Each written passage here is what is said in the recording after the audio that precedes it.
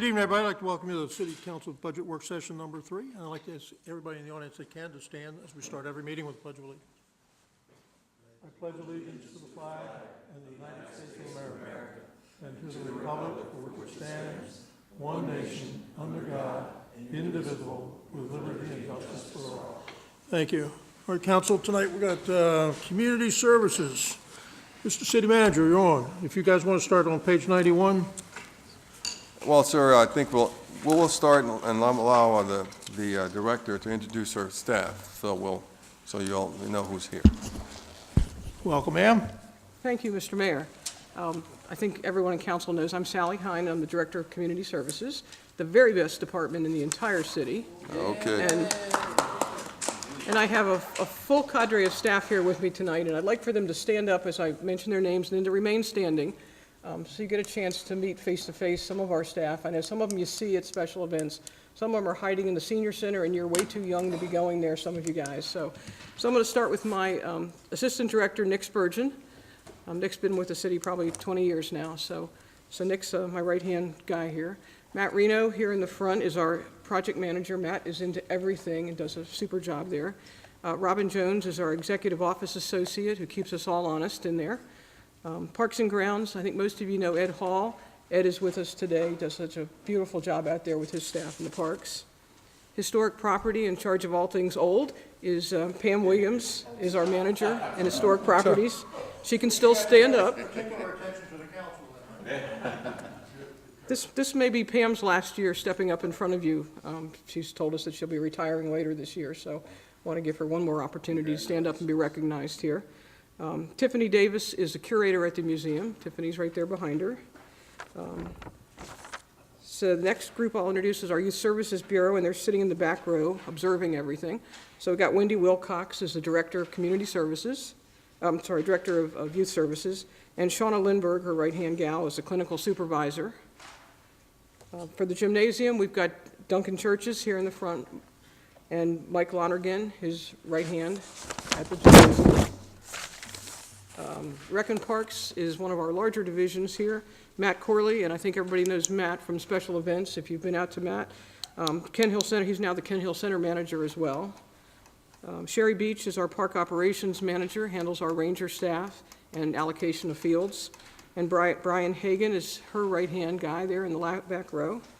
Code compliance, I have Jamie Braun, and Jamie's there. Jamie's probably our newest supervisor in community services. Senior services, more old things old. We have Kathy White, who I think you also know is with us for the last time as our manager at that facility.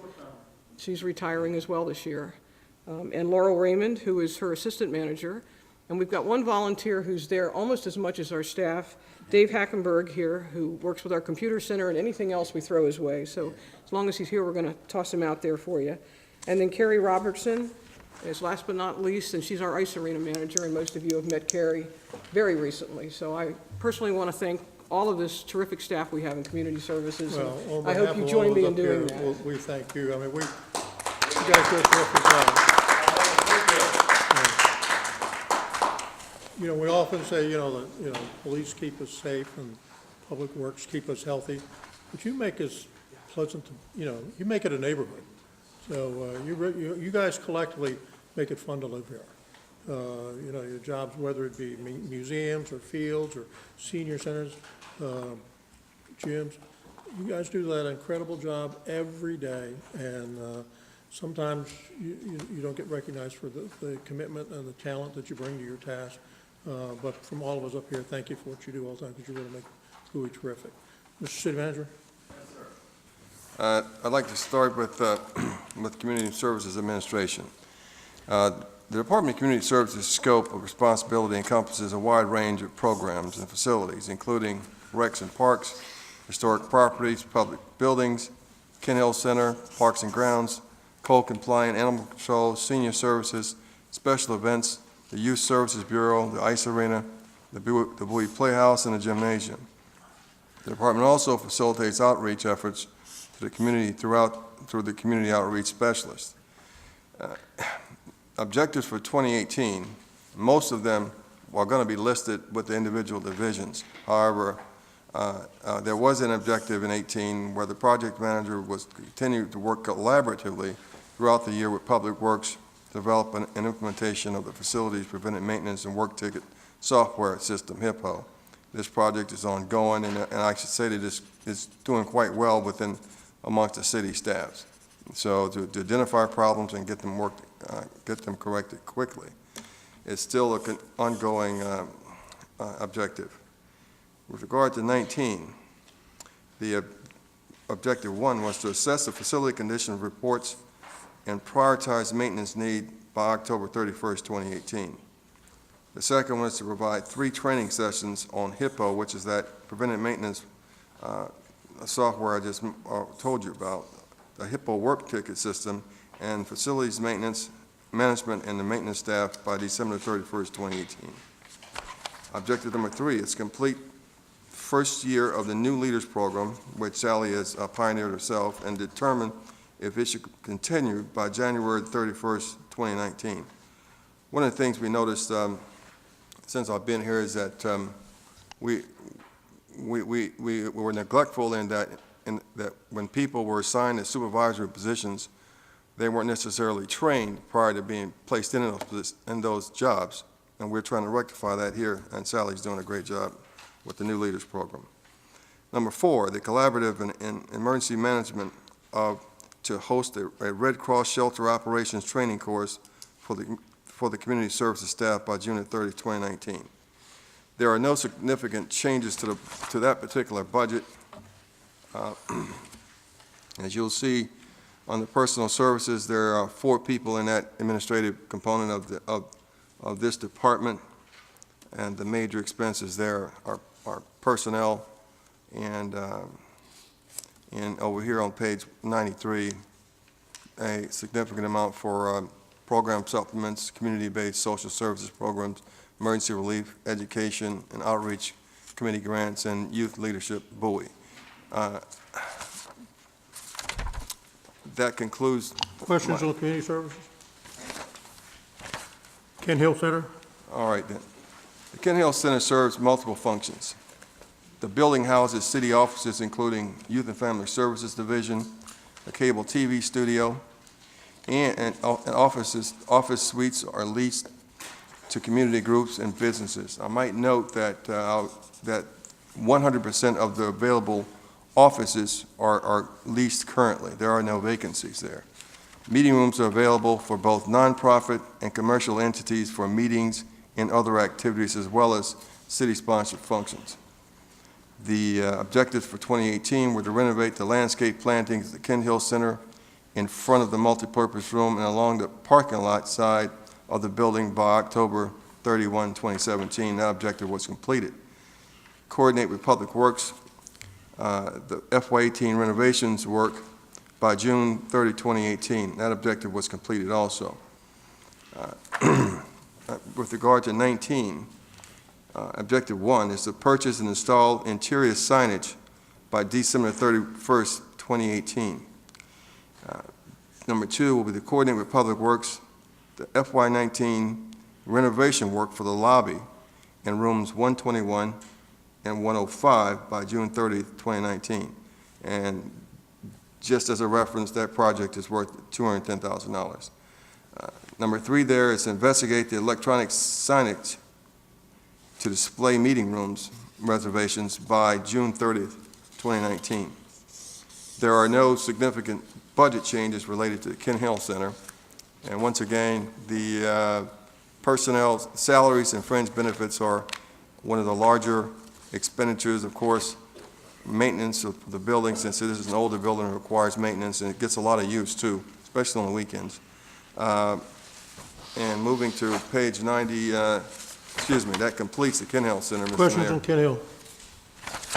Public buildings and grounds. This activity provides maintenance management for City Hall, the Senior Center, the Gymnasium, Playhouse, and 7 historic properties, the Allen Pond Boathouse, and park restrooms and concession buildings. The objectives from 2018 were to evaluate the divisional staffing structure and develop a strategy that will enhance maintenance management services by December the 31st of 2017. This objective was completed. B was to continue to enter data into the new software, Hippo, to receive a more efficient and effective maintenance management. This objective is ongoing. Well, I'd like to talk a little bit about that and give you an example.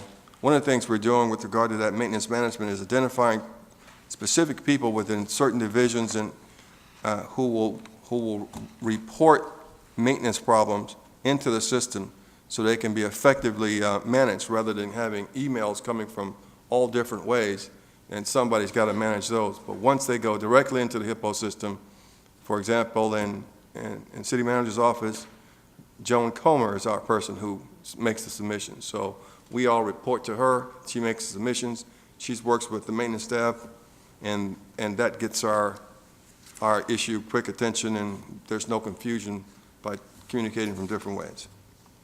So once again, that project is ongoing, and right now we have the staff populating the system with all the relevant maintenance data.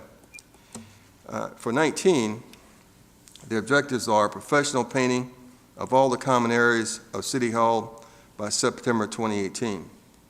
Number 2 is to upgrade the HVAC control hardware and software at City Hall to allow mobile control management by October 31st, 2018. 3, professional carpet cleaning on all carpeted areas in City Hall by December 31st, 2018.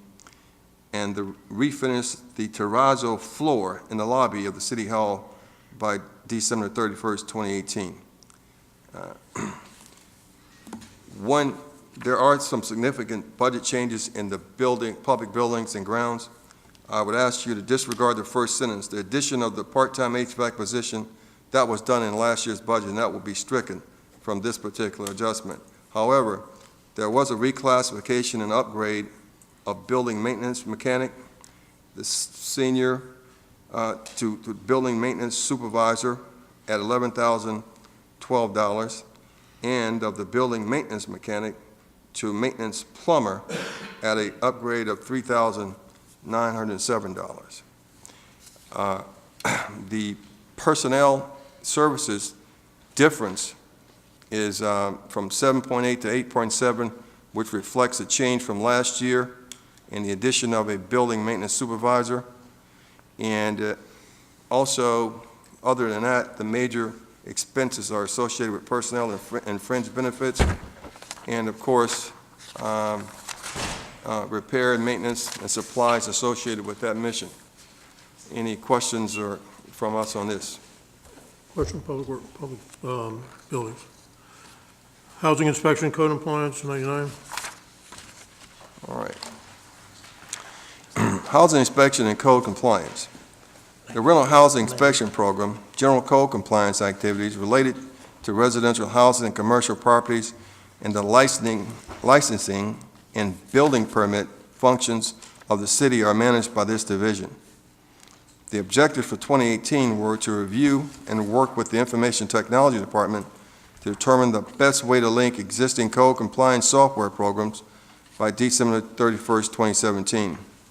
Software demonstrations were completed and a selection has been made for the inclusion in the FY19 budget. Therefore, this objective was completed.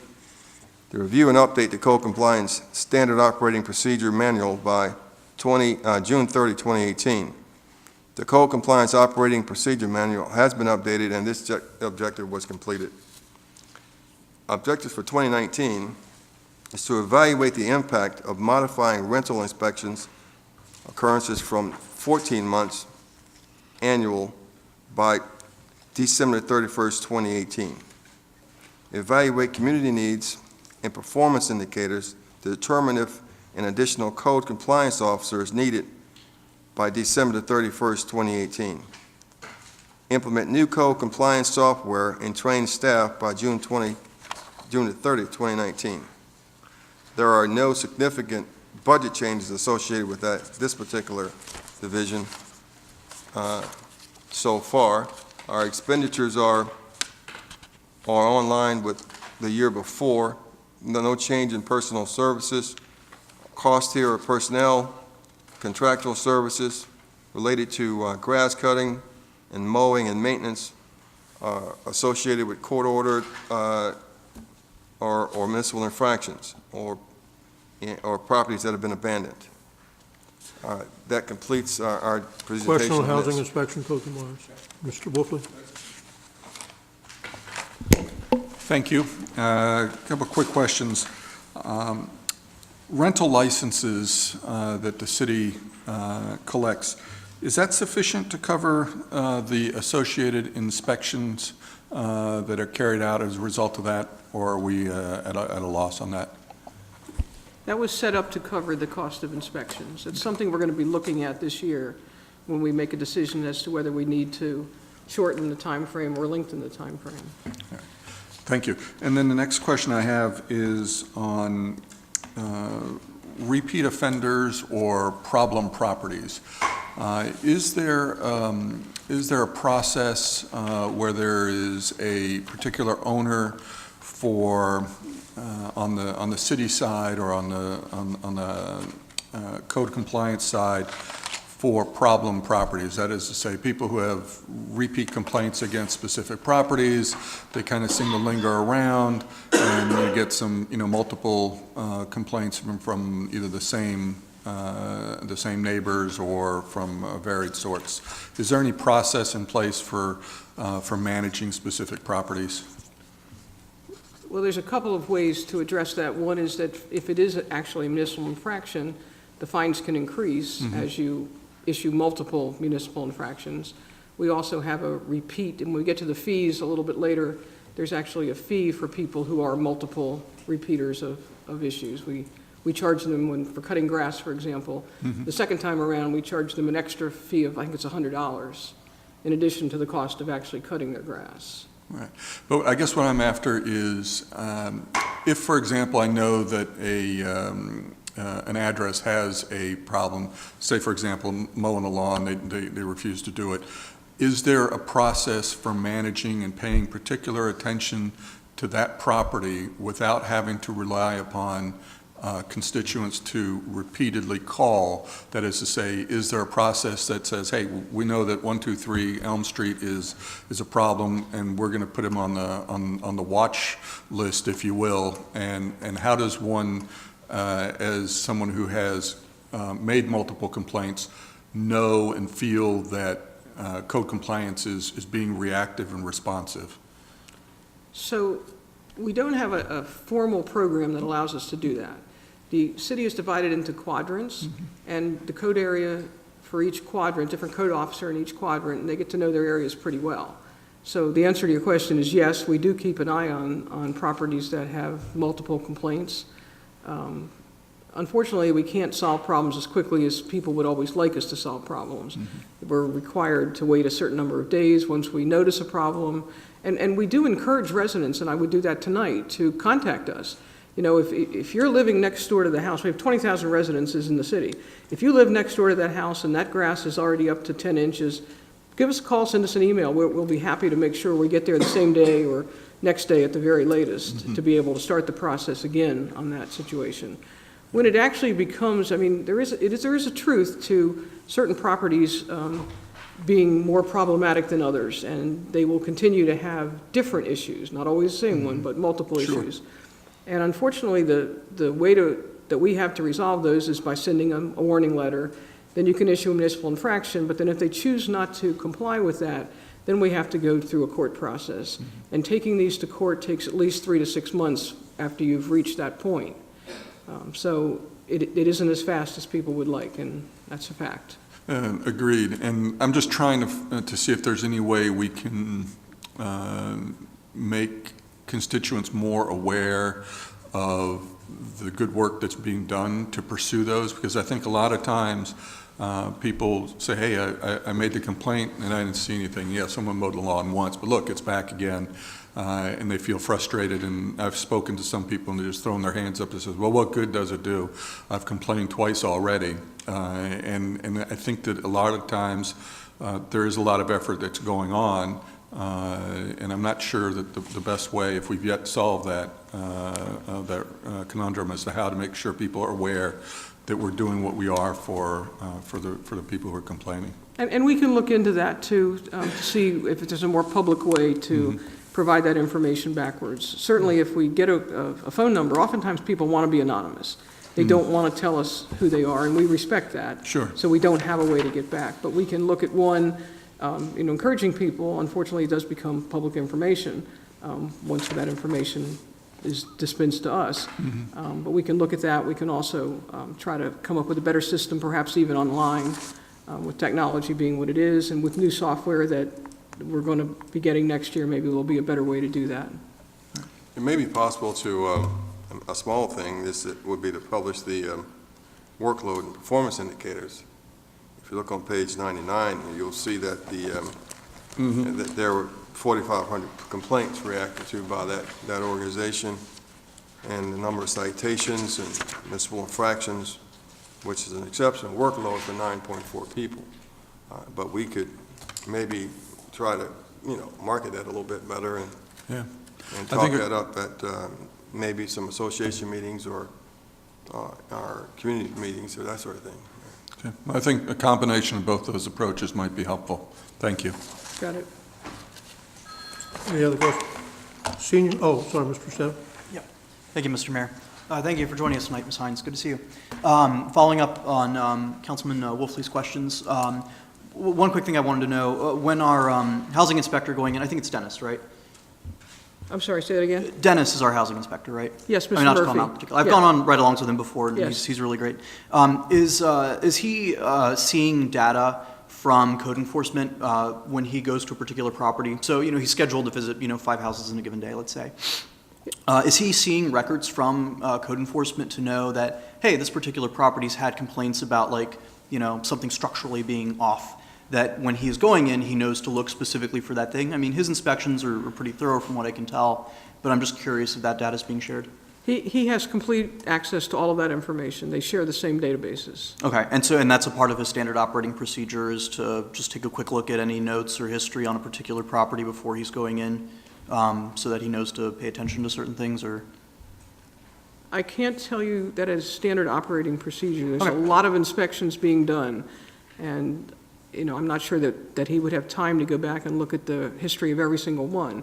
But our code officers share an office, so they're all talking to each other every day, and I can assure you that the rental inspector hears the problems as well as having the opportunity to look them up. They often go together at times to look at properties. If we get a complaint, for example, in response to Mr. Wolfley's question, get a complaint from a resident about a property, and it's a rental property, it's not uncommon for Mr. Murphy to accompany that code officer for that area to take a look at that property as well, so we can address it from two fronts. Okay, understood. Another question, for vacant properties or bank-owned properties, is the city keeping a running tally of those? I know that we're not always aware or able to be aware of when we have a bank-owned property or a vacant property, but how are we keeping track of The those? city just started a new task force, and the city manager might be able to answer more fully than I on this, but it's a combination of the police department and the code compliance division, and one of the folks out of the city manager's office come together, and they're trying to establish database on that to be able to know all of these properties. I believe on the city's webpage, on the public stuff section, there's now a place for people to report vacant and abandoned houses. So if you let us know if the one next door to you is vacant or abandoned, that'll help us to know it's there, and we can get out and take a look at that. That's helpful to know, thank you. Yes, Madam Zerto was working with John Nesky and the code and along with Mr. Meters, and we're trying to get a grip on the abandoned houses and the problems they create throughout the city, in particular in South Bowie there. So we're getting there. I appreciate that. I mean, obviously, our vacancy rate from the data that I'm seeing isn't particularly high. We're doing pretty well compared to the rest of the region from what I can Well, tell. I think so. I mean, I think we have 180-some houses that we have to go out and cut the No, grass absolutely. and that sort of thing. So I don't think we're higher than the average, but needless to say, as you're well aware, when there is one, it's a nightmare for everyone, on that given block, and obviously, it's one of those things that I'm seeing where we have to get to it early on, because then if we have squatters, all of a sudden they have rights, and then we have more problems down the road. So I appreciate the work of that task force and anything they can do to help formalize a list and keep an eye on these properties and pay special attention to them. I'd appreciate that. Last question. There seems to be a distinction between the sorts of challenges we face with strictly residential properties, where we have repeat code issues, versus properties that are being used as businesses that have code issues. We've had, and I'm sure Ms. Hines remembers our many previous conversations about certain particular properties in recent years. But we have a couple of properties that are currently being used as medical facilities in different parts of Levitt Bowie and elsewhere, where we've had just continuous problems with residents, just in a constant state of frustration with either staff, coming in and out and making loud noises at all times of the day, or even just the frustration of having a lot of cars parked, for people employed there, that might be partially blocking driveways and things like that.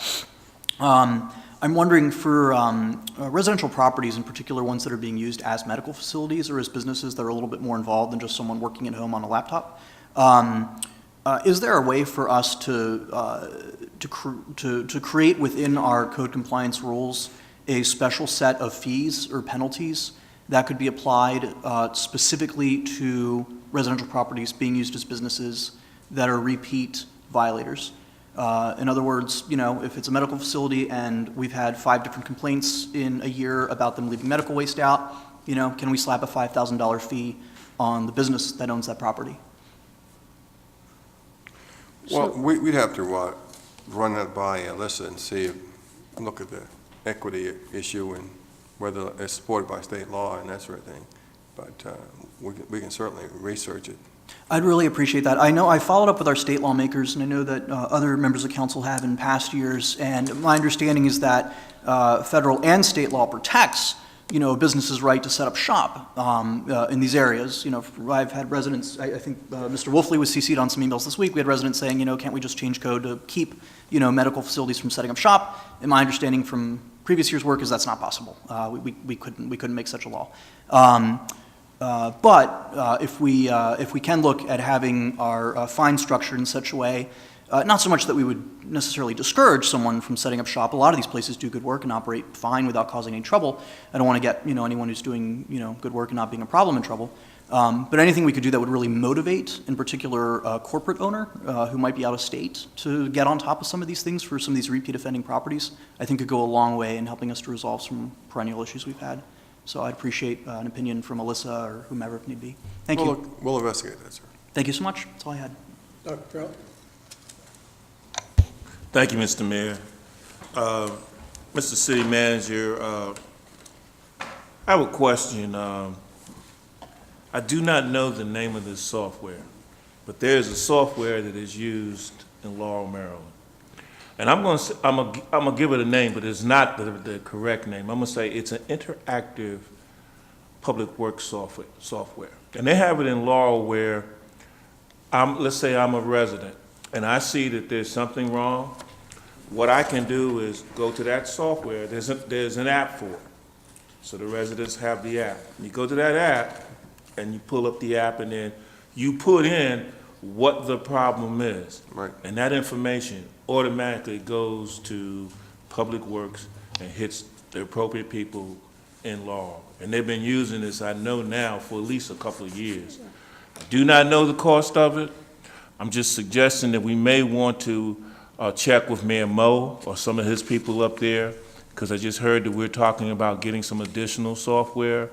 I don't know if the software that we're talking about getting will have this capability, but I think we really need to check with Mayor Moe to see what type of software he does that they are using up there in Laurel, see if we can make a comparison between what we're planning on purchasing to see if it meets the same needs, what they're doing in Laurel as to what we're planning on purchasing, and also see if we have something that they're doing in Laurel that it can enhance some of the problems that we just heard described earlier, because the system that they have in Laurel picks up problems like that.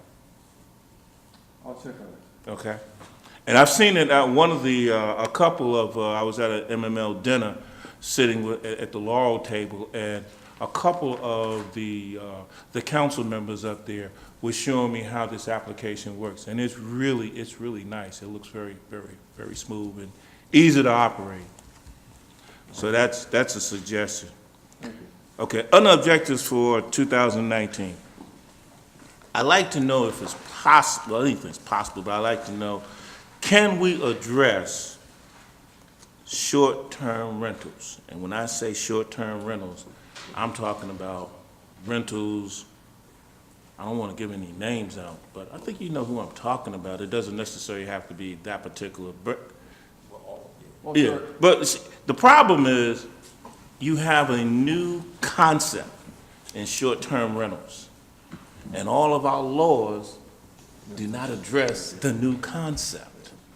Even at the county council, they're still wrestling with it, and they're not really going to take a look at this until after the budget season. That's what I got from them just a couple of days ago from my contact.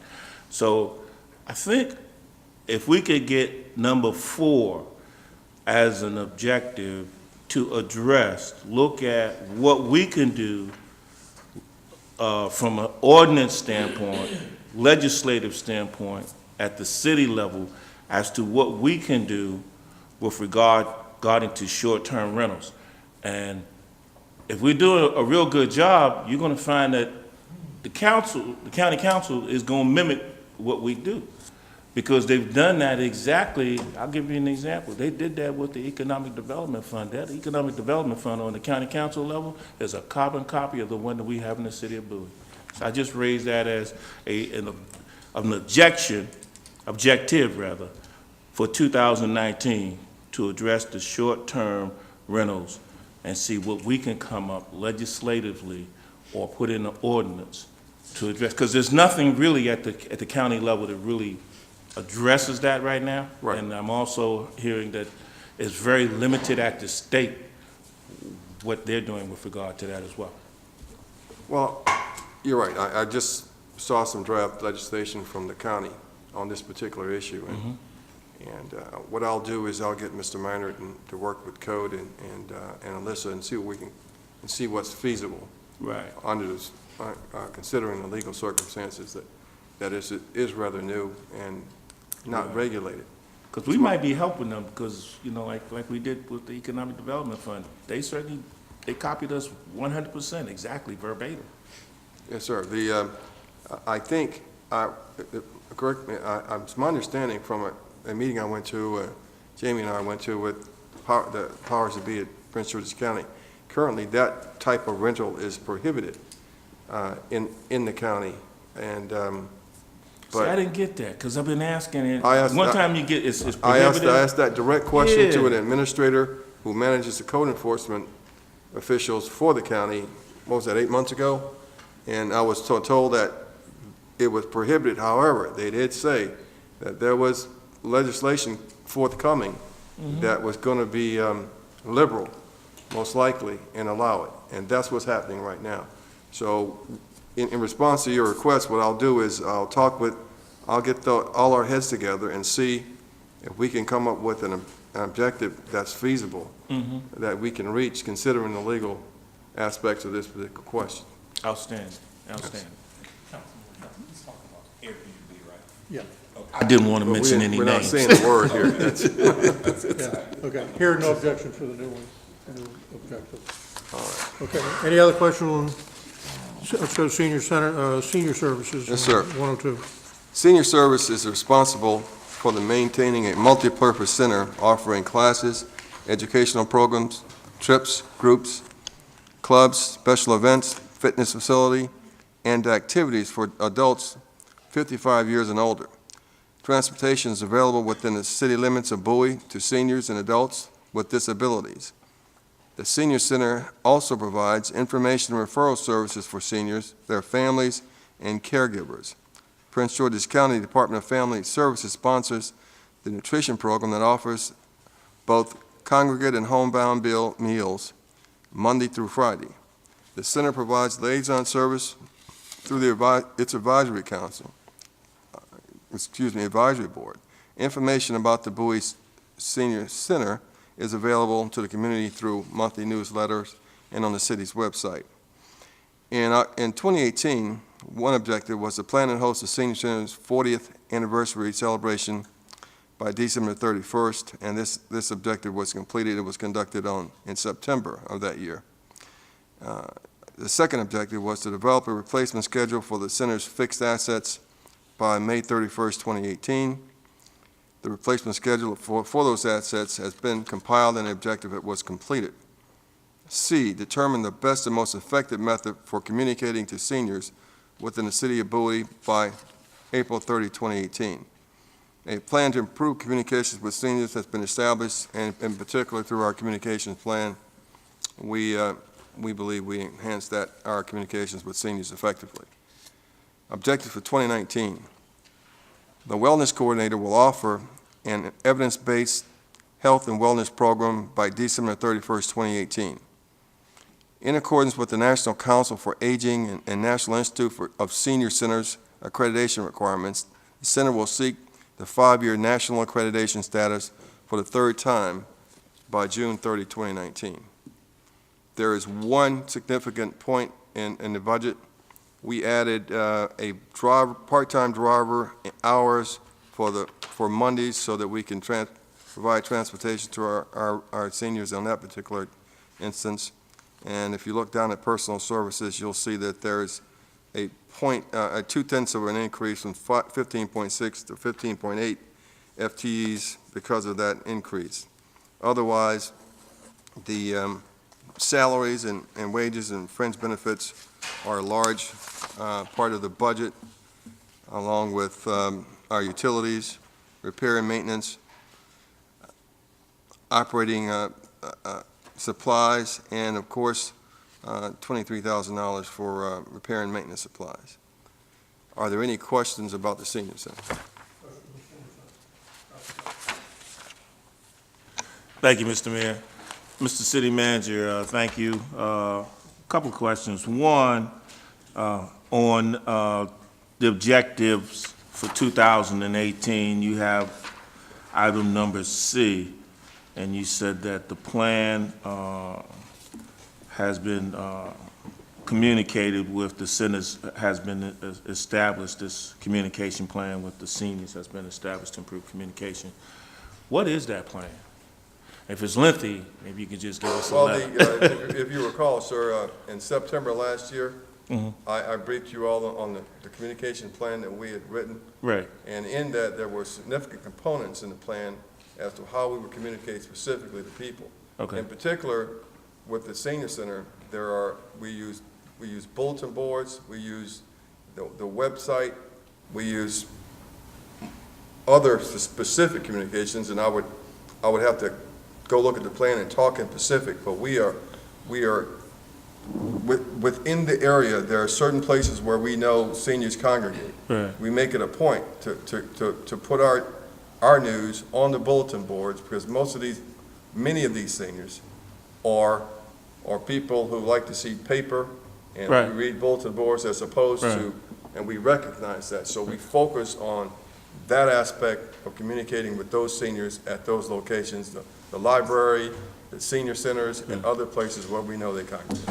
Can you send that out I'll send to you me a copy. again? I mean, I know we did that, but I forgot a lot of the Well, it's the a very information detailed is there. plan, and I'll send you Yeah, and if anybody else on the council would like it, I mean, maybe you could send it to all the council.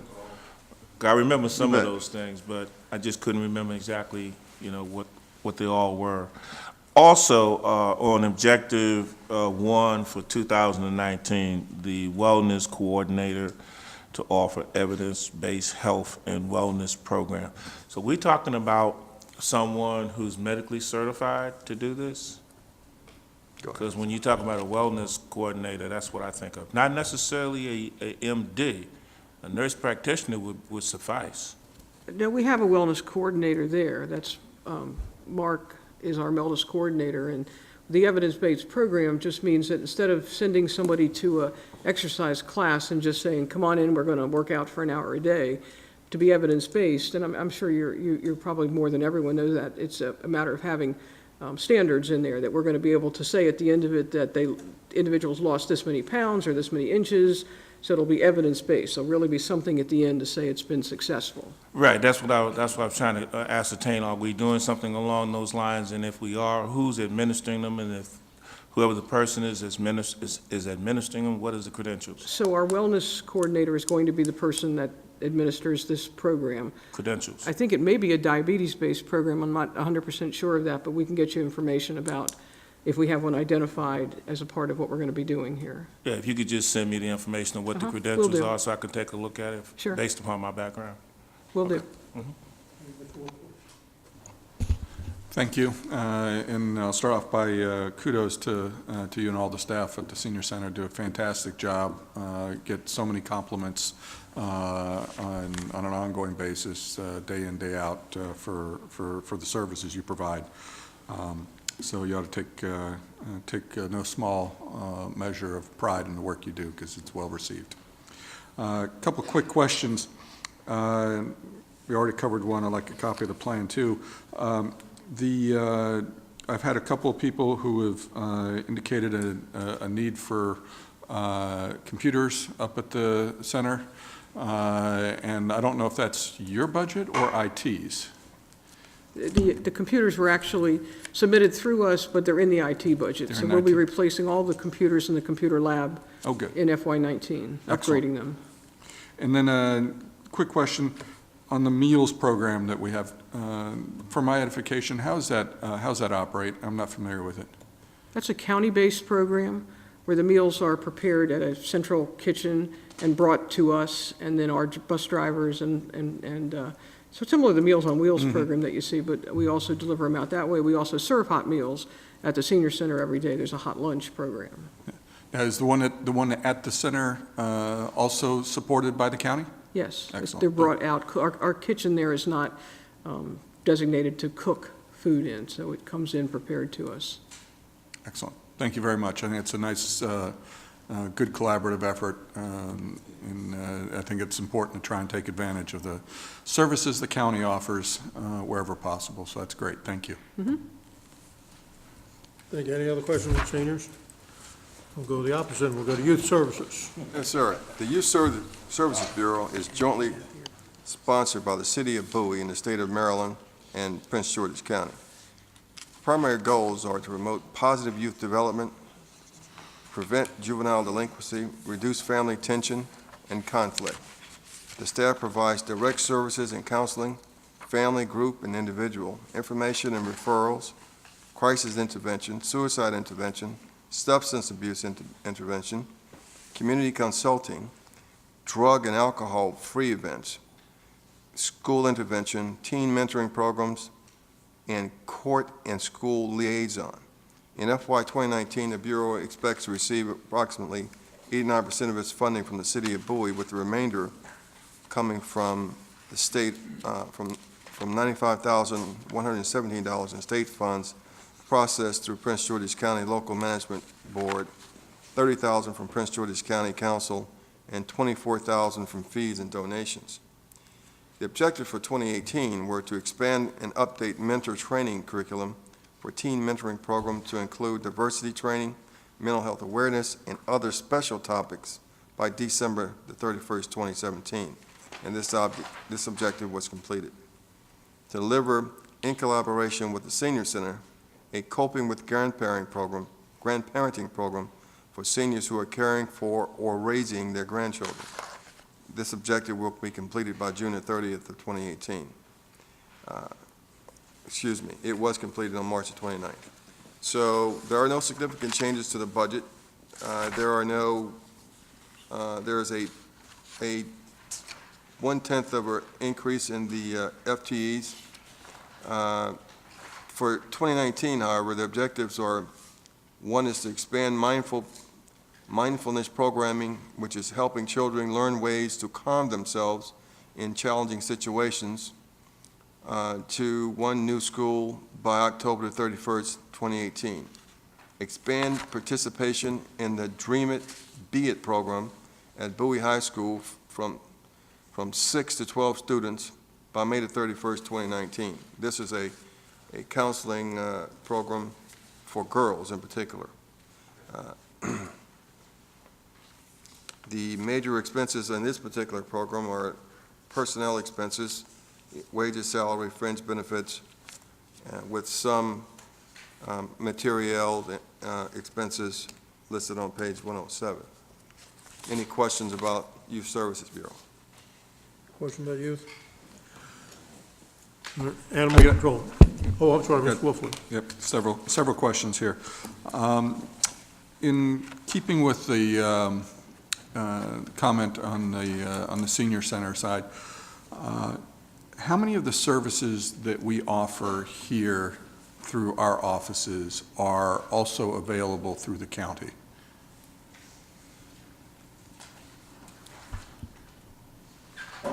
I don't have an exact answer for that question, and I certainly get you one, but the county the county and state are doing less and less in this regard, which makes it more imperative probably for the city to be doing that.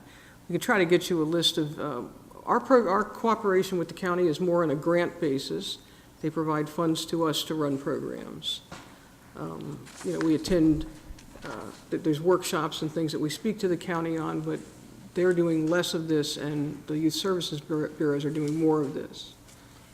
Your question is about redundancy, is that correct? Yeah, well, I am concerned about that. I'm concerned about us being in a position where if we have, I think we've crossed this bridge in other areas where we've picked up,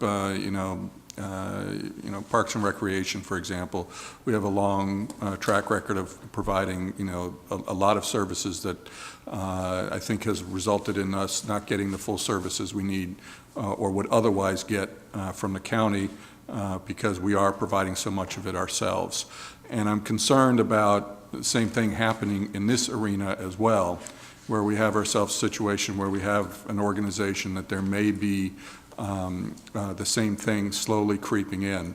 And in my mind, I'm thinking of ways where we might be able to kind of shift things around a bit and look at this as an organization that helps to, in essence, be an ombudsman for our citizens to obtain the services that are available elsewhere to facilitate getting those services that somebody else may be willing to pay for, whether it's through the county, whether it's through state, or even to help people get coverage for some of these services through their insurance programs, if they have them, recognizing that not everybody does. But I know that there are a lot of different avenues for tapping into these resources, and I'm not sure that we're taking full advantage of that. And my concern is that we're in a position that we may end up taking on the burden, paying the tax rate for it, of course, while at the same time having taken the burden at the county level as well. We'll get you that list, sir. We'll get you a list of services provided by the county, and maybe we'll make up a table of some sort and see if we can get that back to them. I think much of what we do, Councilman, is to augment what might be available, which, as I said, is less and less all the time. Mm-hmm. For example, our teen mentoring program that we do with Bowie High School, I don't think you'll find that copied anywhere else certainly in the county, if in the state. Our counselors do very specialized programs, divorce programs, kids that are involved in that situation. You'll see a list of those on the website, and we can get you that list as well. But there are things that the county does not do. So we're augmenting what the county offers in many cases.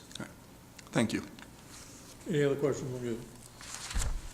Animal control. Oh, sorry, Mr. Mayor. I apologize. Oh, I'm sorry. I'm hiding on the end. You're so youthful down there, I didn't see you. That's exactly right. Real quick, I wanted to follow up on a question that I had in the past, and somewhere I got lost in this particular conversation. We're funding about 90% of youth and family services, with the rest coming from outside grants. My understanding is that, in particular, when it comes to counseling, that our employees who are acting as counselors are keeping track of everything that you would expect a counselor to keep track of with their patients, data, action plans, diagnoses, things like that. I wanted to follow up, where is that kind of information being stored, and to whom is that kind of information accessible? Since we are acting in sort of a healthcare role in this regards, I'm just kind of curious as to where this sort of thing is being documented, and to whom that information, at City Hall is available. So it's not available to people at City Hall. We can't access that information. Our counselors have a I believe, a firewall between the information they have, much of which is still in paper format, kept in locked files. They do referrals to medical professionals where they would share that information, obviously. Other than that, it's not something that we have access to as a city. Okay, so it's just basically confidential. paper documentation that the counselors themselves are keeping on file in a lockbox somewhere at the Kendall Center? Okay, Yes. Right. cool. Just wanted to follow up. Thank you. Any other useful people in this? You too, Dr. Trout. This is just a follow-up question to my colleague from District 1. Might that the reason be that we're not going through the process of openly sharing this information with whoever because of HIPAA rules? Well, yes, those. That's all I thought. There are HIPAA rules, and there are also rules governing the counselors themselves. They're all licensed professionals and restricted by their ethics also. And it's pretty standard. Any other questions? Can I now go to animal control? All right, animal control? All right. The city provides one so far. comprehensive animal control program with 2 full-time animal control officers to ensure public safety and humane treatment of animals. Mosquito control is provided through the Maryland Department of Agricultural Mosquito Control Office in conjunction with the city's Public Works Department. The objectives for 2018 were to collaborate with the IT department to identify animal control software that will enhance record-keeping capabilities and will be compatible with the city's financial and information tech requirements by December 31st, 2017. The software demonstrations were completed and a selection has been made for fiscal year 2019, and the objective was completed. The second objective in 2018 was to develop a community education program to publicize the importance of microchipping and spay and neutering by April 30, 2018. The city's low-cost microchip program and spay and neuter opportunities are advertised in a written format and on social media.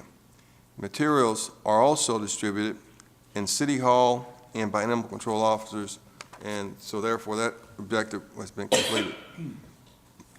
Number C there is to evaluate feasibility and develop a methodology for establishing a pet microchipping policy and ordinance for pets found running at large, captured by staff and returned to the owners by March 30, 2018. Given the legislative trends, minimal health risk, and low cost to pet owners, implementing a mandatory microchip policy and ordinance for pets found running at large in the city is practical and reasonable. A draft policy is being developed, and therefore this objective is being completed. Objective for 2019 is to collaborate with Prince George's County Health Department to host a low-cost vaccine and microchip event at City Hall by September 30th, 2018. Objective 2 is to develop and coordinate with local nonprofit kitten rescue programs by December 31st, 2018. Number 3 there is to develop and hold 2 responsible pet ownership classes by May the 31st, 2019. There are no significant changes to the budget. The personnel services are the same as last year. Most of the costs associated are personnel wages and fringe benefits. Some contractual services cost there on page 109 for mosquito control. That concludes our update on the animal Questions control. on animal Fund. control? Thank you, Mr. Mayor. Thank you, Mr. Lott, on that review. For our trap, neuter, and release policy, I think for the most part, residents seem to agree with that policy and like that we're doing it. I've had a couple of issues, in particular in Huntington, where I've had a few residents in particular who've been struggling with basically an excess number of cats. There's just a lot of cats along a few different streets. They keep trapping them. Residents have observed cats with kittens, so they catch mom or whatever, call the county or call us. We arrive, we see that the ear's clipped, indicating that the cat's neutered, and we basically just put them back. I personally love cats and would not have any issue if there were 30 cats wandering around my area. But I can understand that not all residents appreciate it. In particular, in the cold winter months, there were issues with cats like climbing into trucks and then getting ground up when people, turn their car engine on. It's not a great way to start your day for them or the cat. So I'm wondering, for trouble areas where we just have like an excess of a particular kind of animal, I know Ms. Hines had offered one person in particular in Huntington the use of some sort of sound emitting device that keeps the cats away. And so I know that was at least an option for them. But in general, if we have a particular area where we're having like a particular concentration, is there a policy or some established protocol for us to help either spread the population out or, kind of address the situation differently than just put the cats back where they were found and where they'll continue to be numerous and so on and so forth? I mean, it's the trap, neuter, and release policy that was endorsed by council, so we're following that policy. We do have deterrents that we can offer up. Some people choose not to use them, and they feel that they're not going to work even if they don't try them. Our animal control folks can also share there's other home remedies, shall we say, that you can use, spraying things on your plants and such. We are working on this kitten project where kittens will be removed and taken to locations, farm location, for example. But we're kind of at a loss to provide any greater assistance to you in the cat population. This is probably a stupid question, but, could our trap, neuter, release policy be amended to be trap, neuter, and release someplace else? Well, tell you what we'll do. Laurel, for instance. Mayor Mo, I'm sure, likes cats. Well, Mr. Estelle, what we can do is this. Well, let us take a look at the idea of releasing them on some other properties that we have. The city of Bowie owns a lot of property, and some of them are remote. Well, after this meeting, I'll talk with Sally and her team and see what we can do about, and you were talking about Old Town in particular, yes? Well, maybe we can take them to some of our other properties that are more remote and release them there. Cool, I appreciate any And, follow-up. we're Never in my looking- life did I we're looking imagine, at doing that. as a city councilman, I would ever complain about an excess of cats, but here we are. So I'm as surprised as anyone else, but I appreciate it. Thank you. Well, we're looking at it. Any other, Dr. Trout? Thank you, Mr. Mayor. Mr. City Manager, under the description, that last sentence, since you mentioned mosquito control is provided through the Maryland Department of Agriculture, Mosquito Control Office, along with city's public works. Is it possible for us, because I've seen the trucks come in my development and they spray.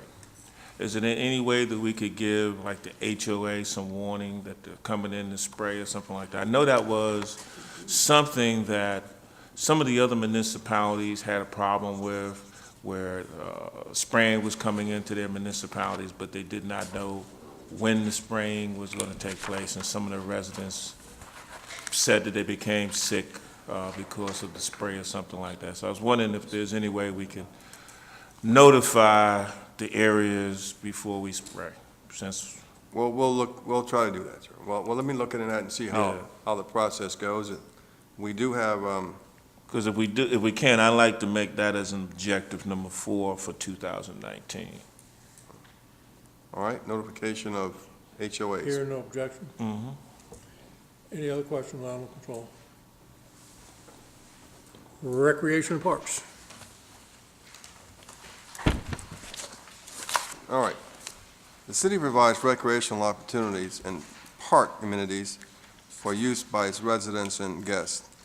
The division plans citywide special events and programs designed to enhance the quality of life enjoyed by our residents.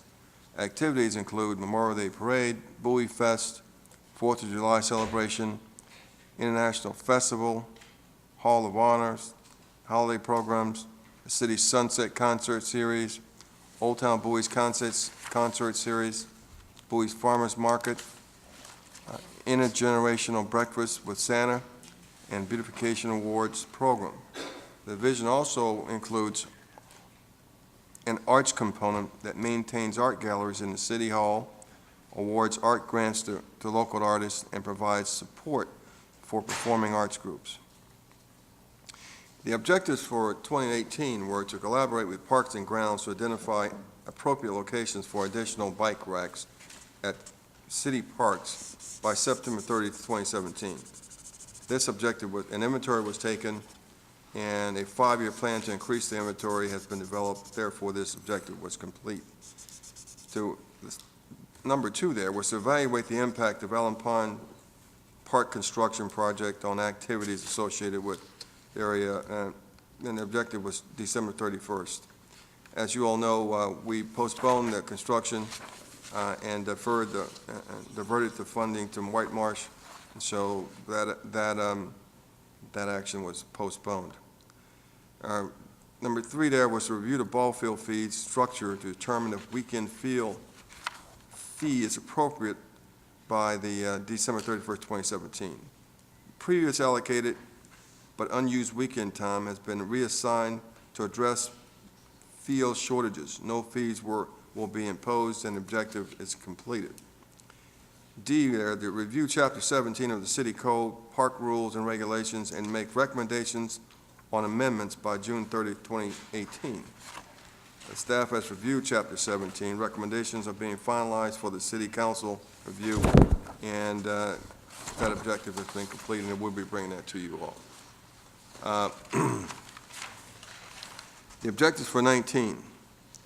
In support of the city's sustainability plan, CT 1.2, which is to install more amenities in the public gathering places, such as interpretive signs, park benches, picnic tables, and drinking fountains.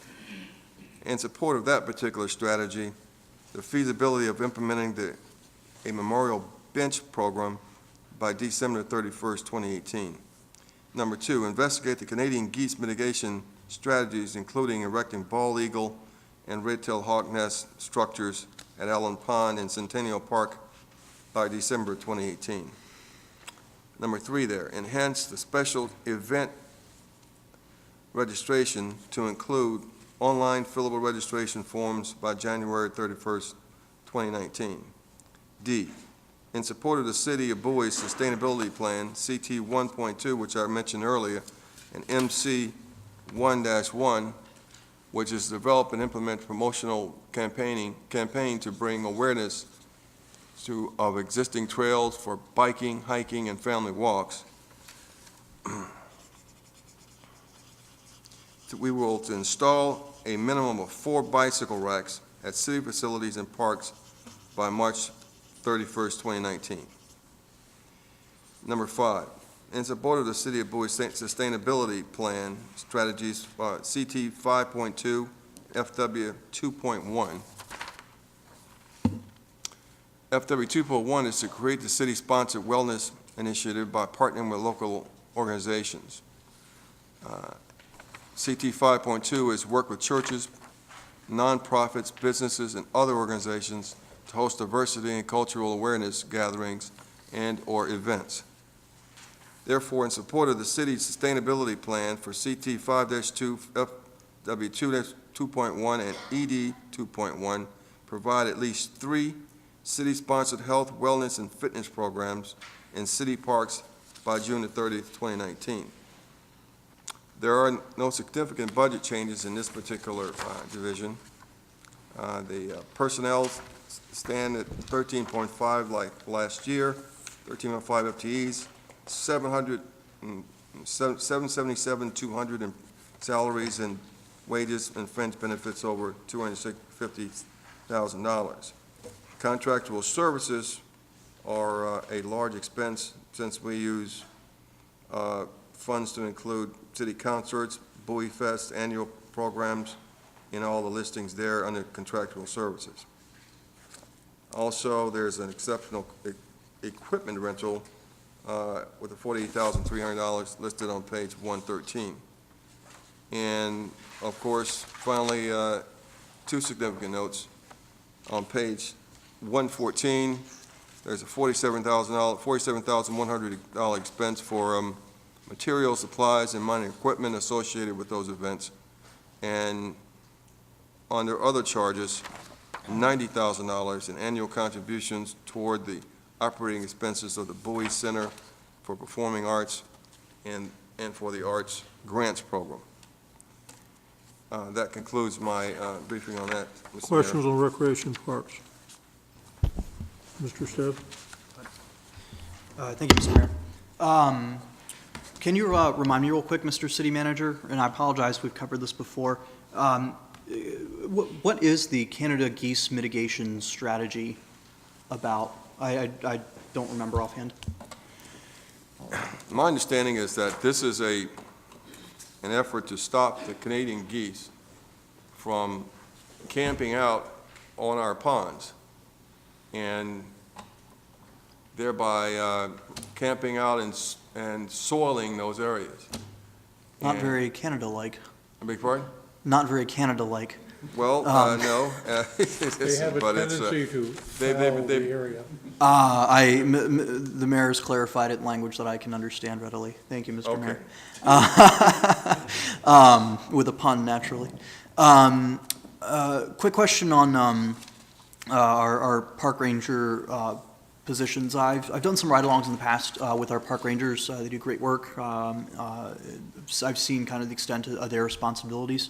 I'm wondering to what extent there may be any overlap between existing police department patrols and existing park ranger patrols. I understand from conversations with both the police department and our park rangers that there is obviously some jurisdictional overlap, but I'm wondering in terms of shared responsibilities, have we given any consideration or had a conversation recently about maybe having one or the other take over some responsibilities from the other, either for jurisdictional purposes or for time-saving purposes? Well, the responsibilities, the park rangers are being used to alert the police and act as eyes for the police because they are out there and report what they see.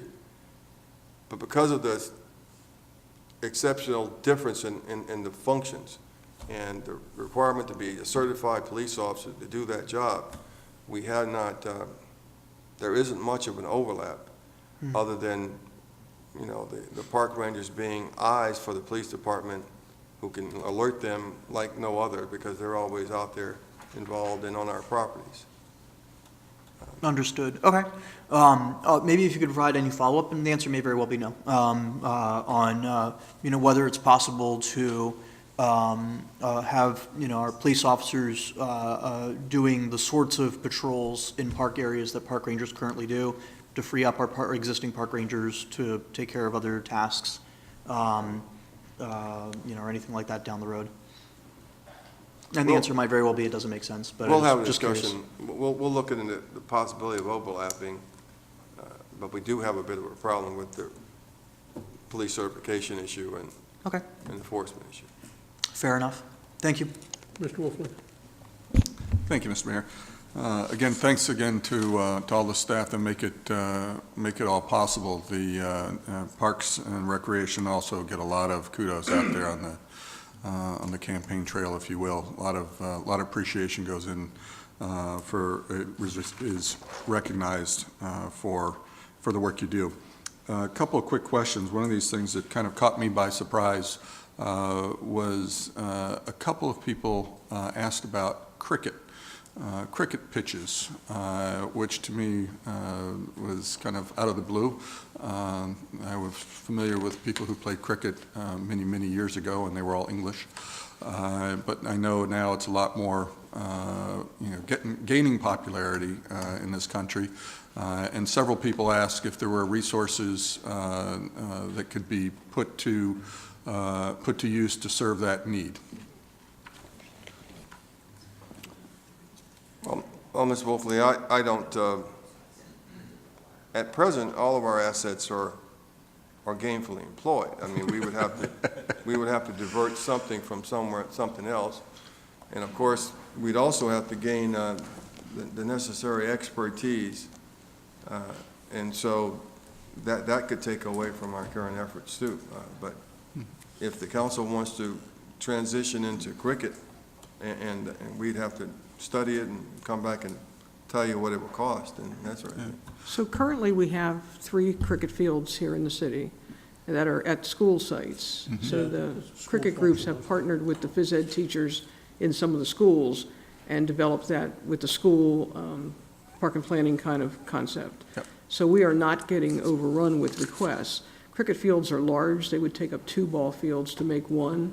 So it appears as though we may have a decent balance right now. Not to say people don't want more, but that's kind of our opinion right now, unless we want us to look more deeply into this. No, so long as somebody has their ear to the ground, that's fine by me.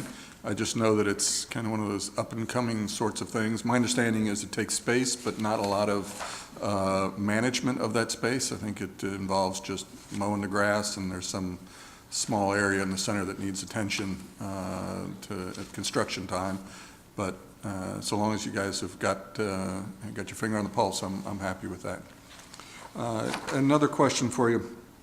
I believe I saw elsewhere in the budget that we get money in from the county in support of Allen Pond Park. To what does that obligate us to do or provide to the broader community for those funds? So I'm not sure. I believe that originally when it was developed, there was some other monies involved in the development. So we allow others to use our park. We have a resident and non-resident rate for uses in the park. It helps us offset the cost of park rangers, for example, in the park. Okay. All right. I will kind of, if I may, kind of raise another couple issues that I want to address now rather than when it comes to ice or basketball or fields or what have you, which is this notion of fair use by residents versus non-residents. And one of the things, and why this is kind of meaningful to me, is that I went up to the basketball facility, to the gym. I shouldn't call it basketball facility. It's a multi-use center for an assortment of purposes. And we had a tournament that was in play during that period that I was there. Apparently it was 1 or 2 days. And, to my knowledge, we collected, revenues for having rented the facilities, which I think is great. But I think we may end up having kind of a mixed signal that we're working here with staff, which is, on the one hand, I'm hearing people come in and say that I don't have enough gym time. Yet on the other hand, I think there's some expectation that we generate some revenue.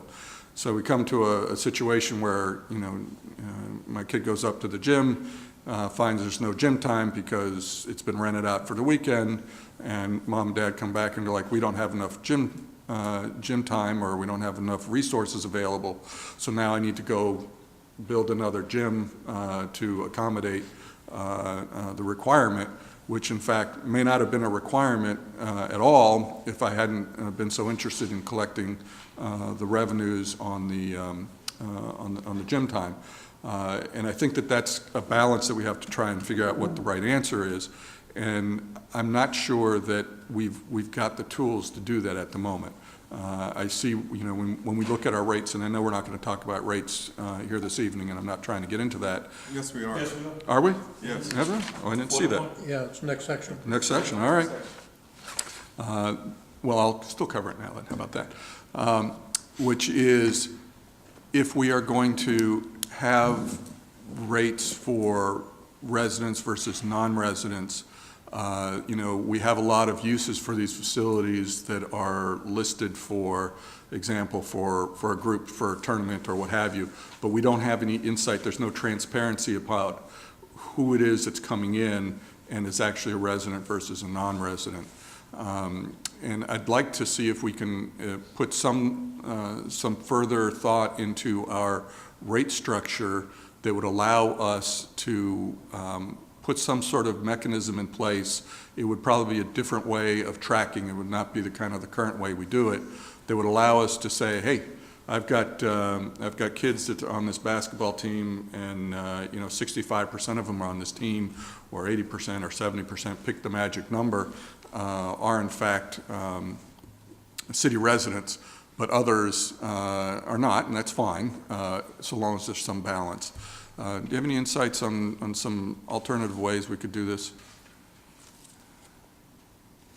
So I believe that most of our tournaments are done in what we call the off-season, that are the high time for wanting basketball courts is the end of October through the end of March, basically. Same thing you're going to follow in college ball.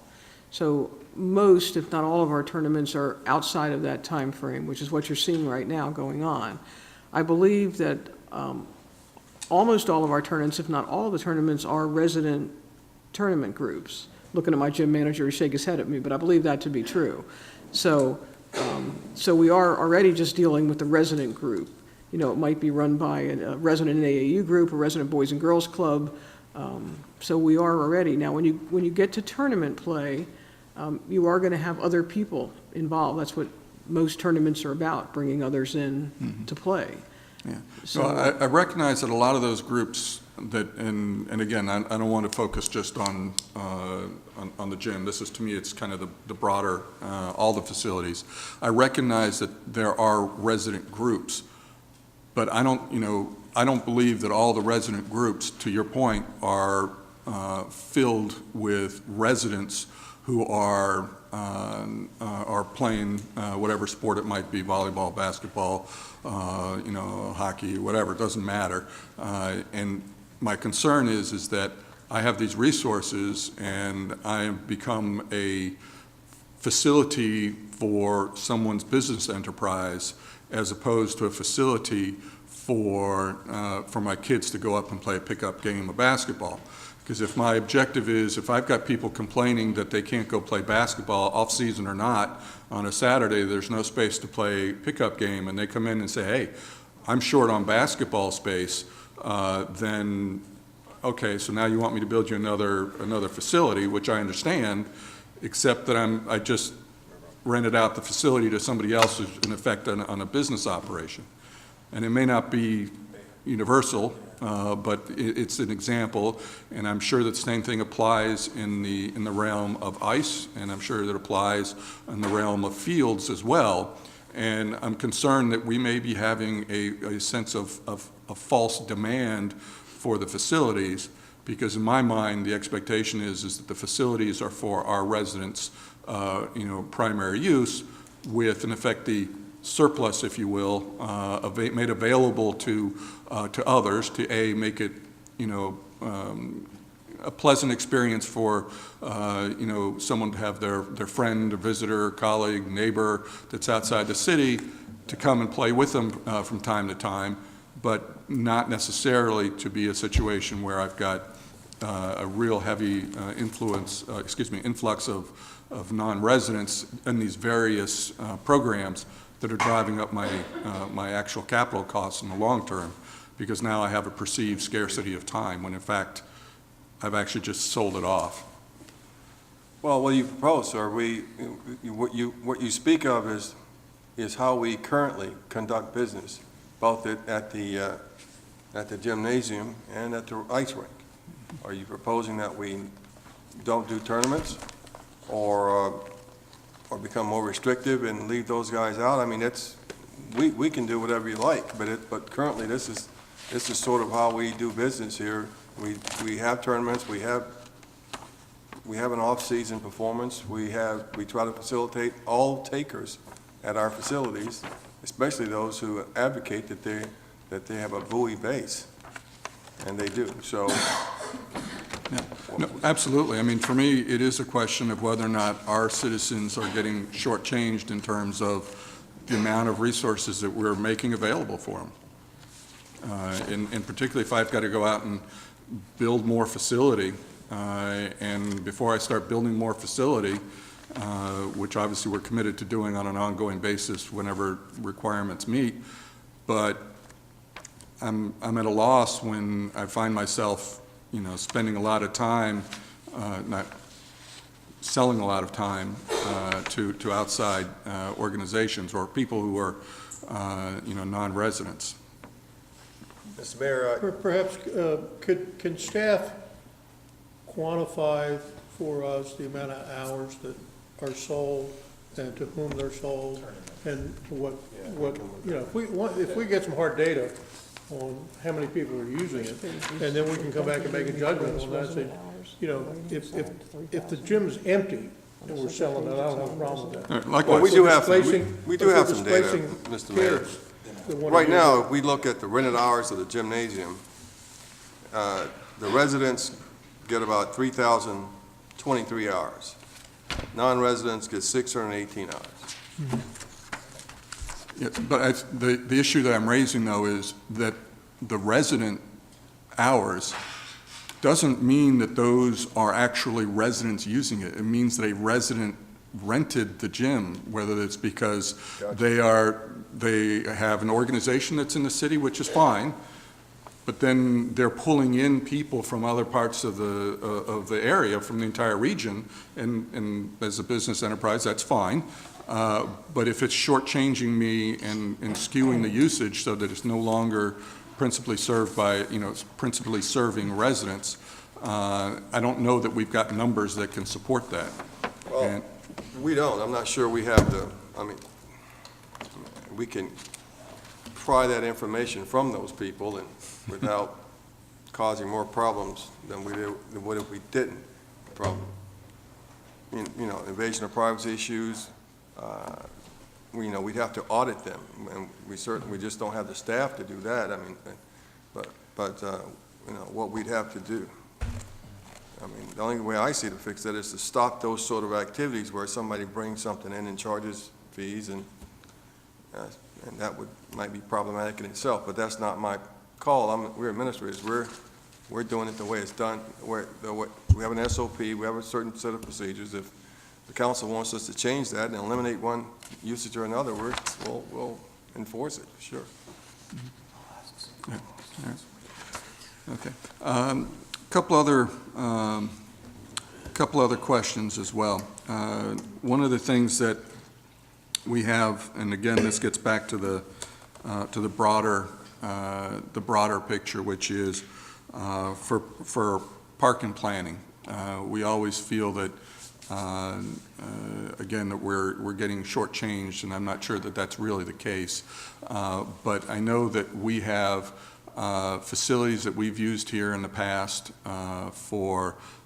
from the schools, the county schools, that we have scheduled those gym times. I know that there's been issues where, the principals and the staff at the gym have kind of pulled back from that for an assortment of reasons. But those sorts of facilities are available to us.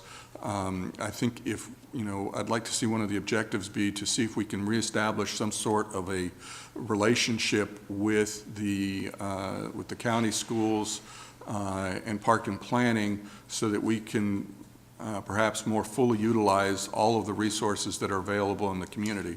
And that might mean addressing some of their concerns. For example, I know that a number of years ago I heard that, one of the principals was concerned that, there was usage of the gym was causing it to get dirty over the weekend or after school hours, that it put an extra burden on their cleaning staff, and there may be some alternatives that we could help them out with that, which would be a darn sight cheaper than building a new facility if I could agree to help somebody with maintenance, clean up after usage or something along those lines.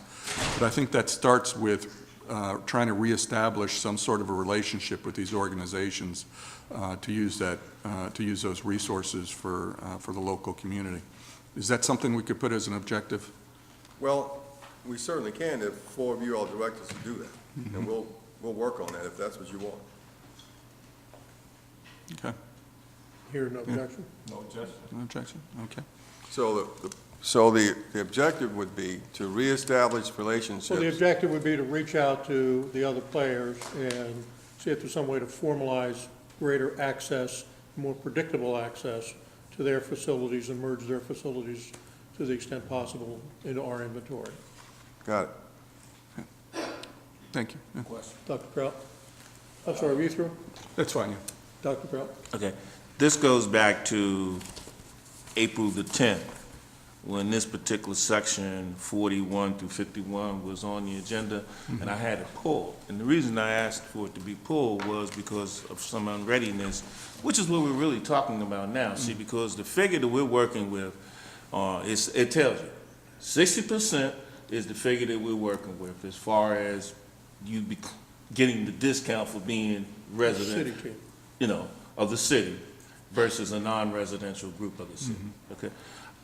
One, I think 60% is just too low. I think we really need to address that. That's why I asked to have that taken off on April the 10th, and that's the reason why it's here now. Now, I don't know if we're at the point where we can talk about that now, because if we're not, I'm asking that we take it off the agenda now and put it back on the agenda when we can address this issue, because the issue is we need to know what is the preferable rate. I mean, 60%, that doesn't say too much as far as if you're trying to say 60% of the residents of this particular team meets the standards so you get a discount. I don't see Correct me that. if I'm wrong, I think the principal users, like the two Boys and Girls Clubs, have to certify in the process that every one of their teams, at a minimum, has 60% city residents in order to qualify as a residential user. And that's my B, because my B And the is, question is, Are they doing it? are we getting that information, and is there any way we can verify that? And on an is annual there any basis. sanction if we find out that it's not accurate? And that needs to be done on an annual basis. You can't do it this year and let it go for 5 years. It needs to be done annually for each one of the groups. Because they want to know how much we're going to charge them, and we need to make sure that we give them ample time if we're going to make any increases in the fee service, because we don't want to do it midstream, because we know that's not good, because they've already set their budget for a 12-month period. So we try to work with them on that endeavor. So we need to have them give us some reciprocity as well on this particular issue. They need to inform us on an annual basis as to what the percentages of people, kids in their group that are actually residents of the city of Bowie. And we, as a council, getting some input from you as staff, and our leader over here, Mr. City Manager, y'all can give us some information as to what is going on with some of our counterparts and not necessarily in the 27 municipalities of Prince George's County. We can look outside Prince George's County and look at Montgomery County, also Charles County. See what is it that the other municipalities are doing. Now, they're probably not doing what we're doing, because I was just looking at budgets last night from some of the different municipalities, and it's amazing how much our budget is. Our budget is at least 6 times higher than that of some of the other municipalities. And I'm not talking about the port towns. I'm talking about some towns where the TI initiative is.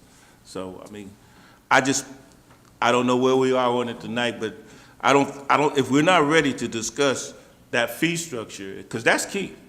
Not necessarily, there's 2 parts to it. One, we've been talking about that for years. What is the individual fees for in each individual service? But there's another fee. That other fee is, what is the percentage? That percentage drives whether or not you're going to be eligible for the residential fee or the non-residential fee. We need to look at all that. I think we're scheduled to talk about fees in a moment. I mean, we can tell you how we actually, we solicit that information and who are the primary players. And Sally, if you would talk about. But are we talking about the percentage also? Because that was the major reason why I asked for it to be pulled. You mean the number? That's 60%, because there's a 60% fee at the top of the page. I forgot. If you don't meet that standard, then you have to pay a higher rate, correct? Right. For That's non-residents. Right. I think the 60% fee is too low. Well, my understanding is that 60% was presented to council a number of years ago, and that was agreed upon. If it's a different percentage, then obviously that would be your decision as to what you wanted to make that percentage. The one thing, a couple of things, is one that we do check on all of our small organizations. We have basically, I believe in conversation in past years, grandfathered in the larger groups, the Bowie Boys and Girls Club, the South Bowie Boys and Girls Club, the CYO, for example, as resident groups. I think we have a couple in the hockey situation, which are the same, the Bowie High School hockey, the Bowie Hockey Club, for example, that they were grandfathered in. Now, we believe them to be 60%. We do not get the large groups rosters. There's going to be thousands of kids involved in some of these, and the staff time to verify all of that, certainly, I imagine we could do if they'll release them to us. And then, that's every couple of years, I guess you could check that if you want. Currently, we have gone under the practice, which has been supported in the past, that certain groups are accepted as Bowie-based groups, and then other ones, like I said, we look at the rosters. When they come in, if you come in with the Sally Hine, basketball group, the Blazers, we do have you give us the roster with the addresses, and we do check to make sure that 60% are actually city residents. If we don't know them, we look them up, but to make sure they are resident groups. So that's currently how we're handling it. Now, we're a little different from other cities because in other counties, we don't run our own recreation programs. All we do is provide space. Many places do the whole thing. They set up the teams, they hire the officials, they run the leagues, but we don't have a recreation staff that we don't do that. We've always just allocated the space to them. So my question is, where are we are we looking at increasing the 60%? Because that's the reason why Our proposal was not to raise our rates at all. the 60% rate, as far as you need to have You're 60% talking about fee rates or participation rates? participation rates. We did not make a recommendation to raise them, however, in our proposed budget. And, but if the council wants, if the council believes that we should go to 70%, we'll enforce that. We're prepared to do it, but we haven't seen in non-compliance. People have been generally compliant, and people are used to that rate, that standard. All right. I've forgotten, how do the two primary users, like the two Boys and Girls Club, certify to us that each of their teams meet the minimum standards of? They do not, because the understanding was that we grandfathered those groups in when we set this 60% rate. There's just a few, but there are a few groups that we grandfathered in. The Boys and Girls Club was one, South Bowie Boys and But we're Girls still Club. dependent on them. We take their word for it. We take their word to for tell it. us that they meet the standard. Yes.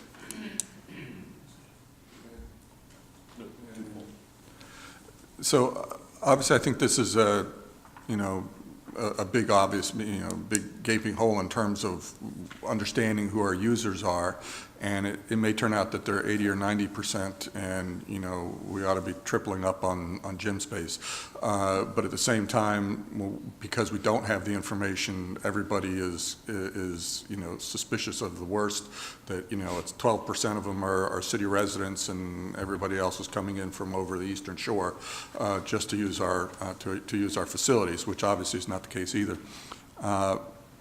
But I think that absence of kind of detail, and maybe it gets to, there may be some options such as, everybody who plays in the gym or uses the athletic field or uses the ice rink has to have a card, and what they pay for that card may depend on whether or not they're coming as part of a group or not.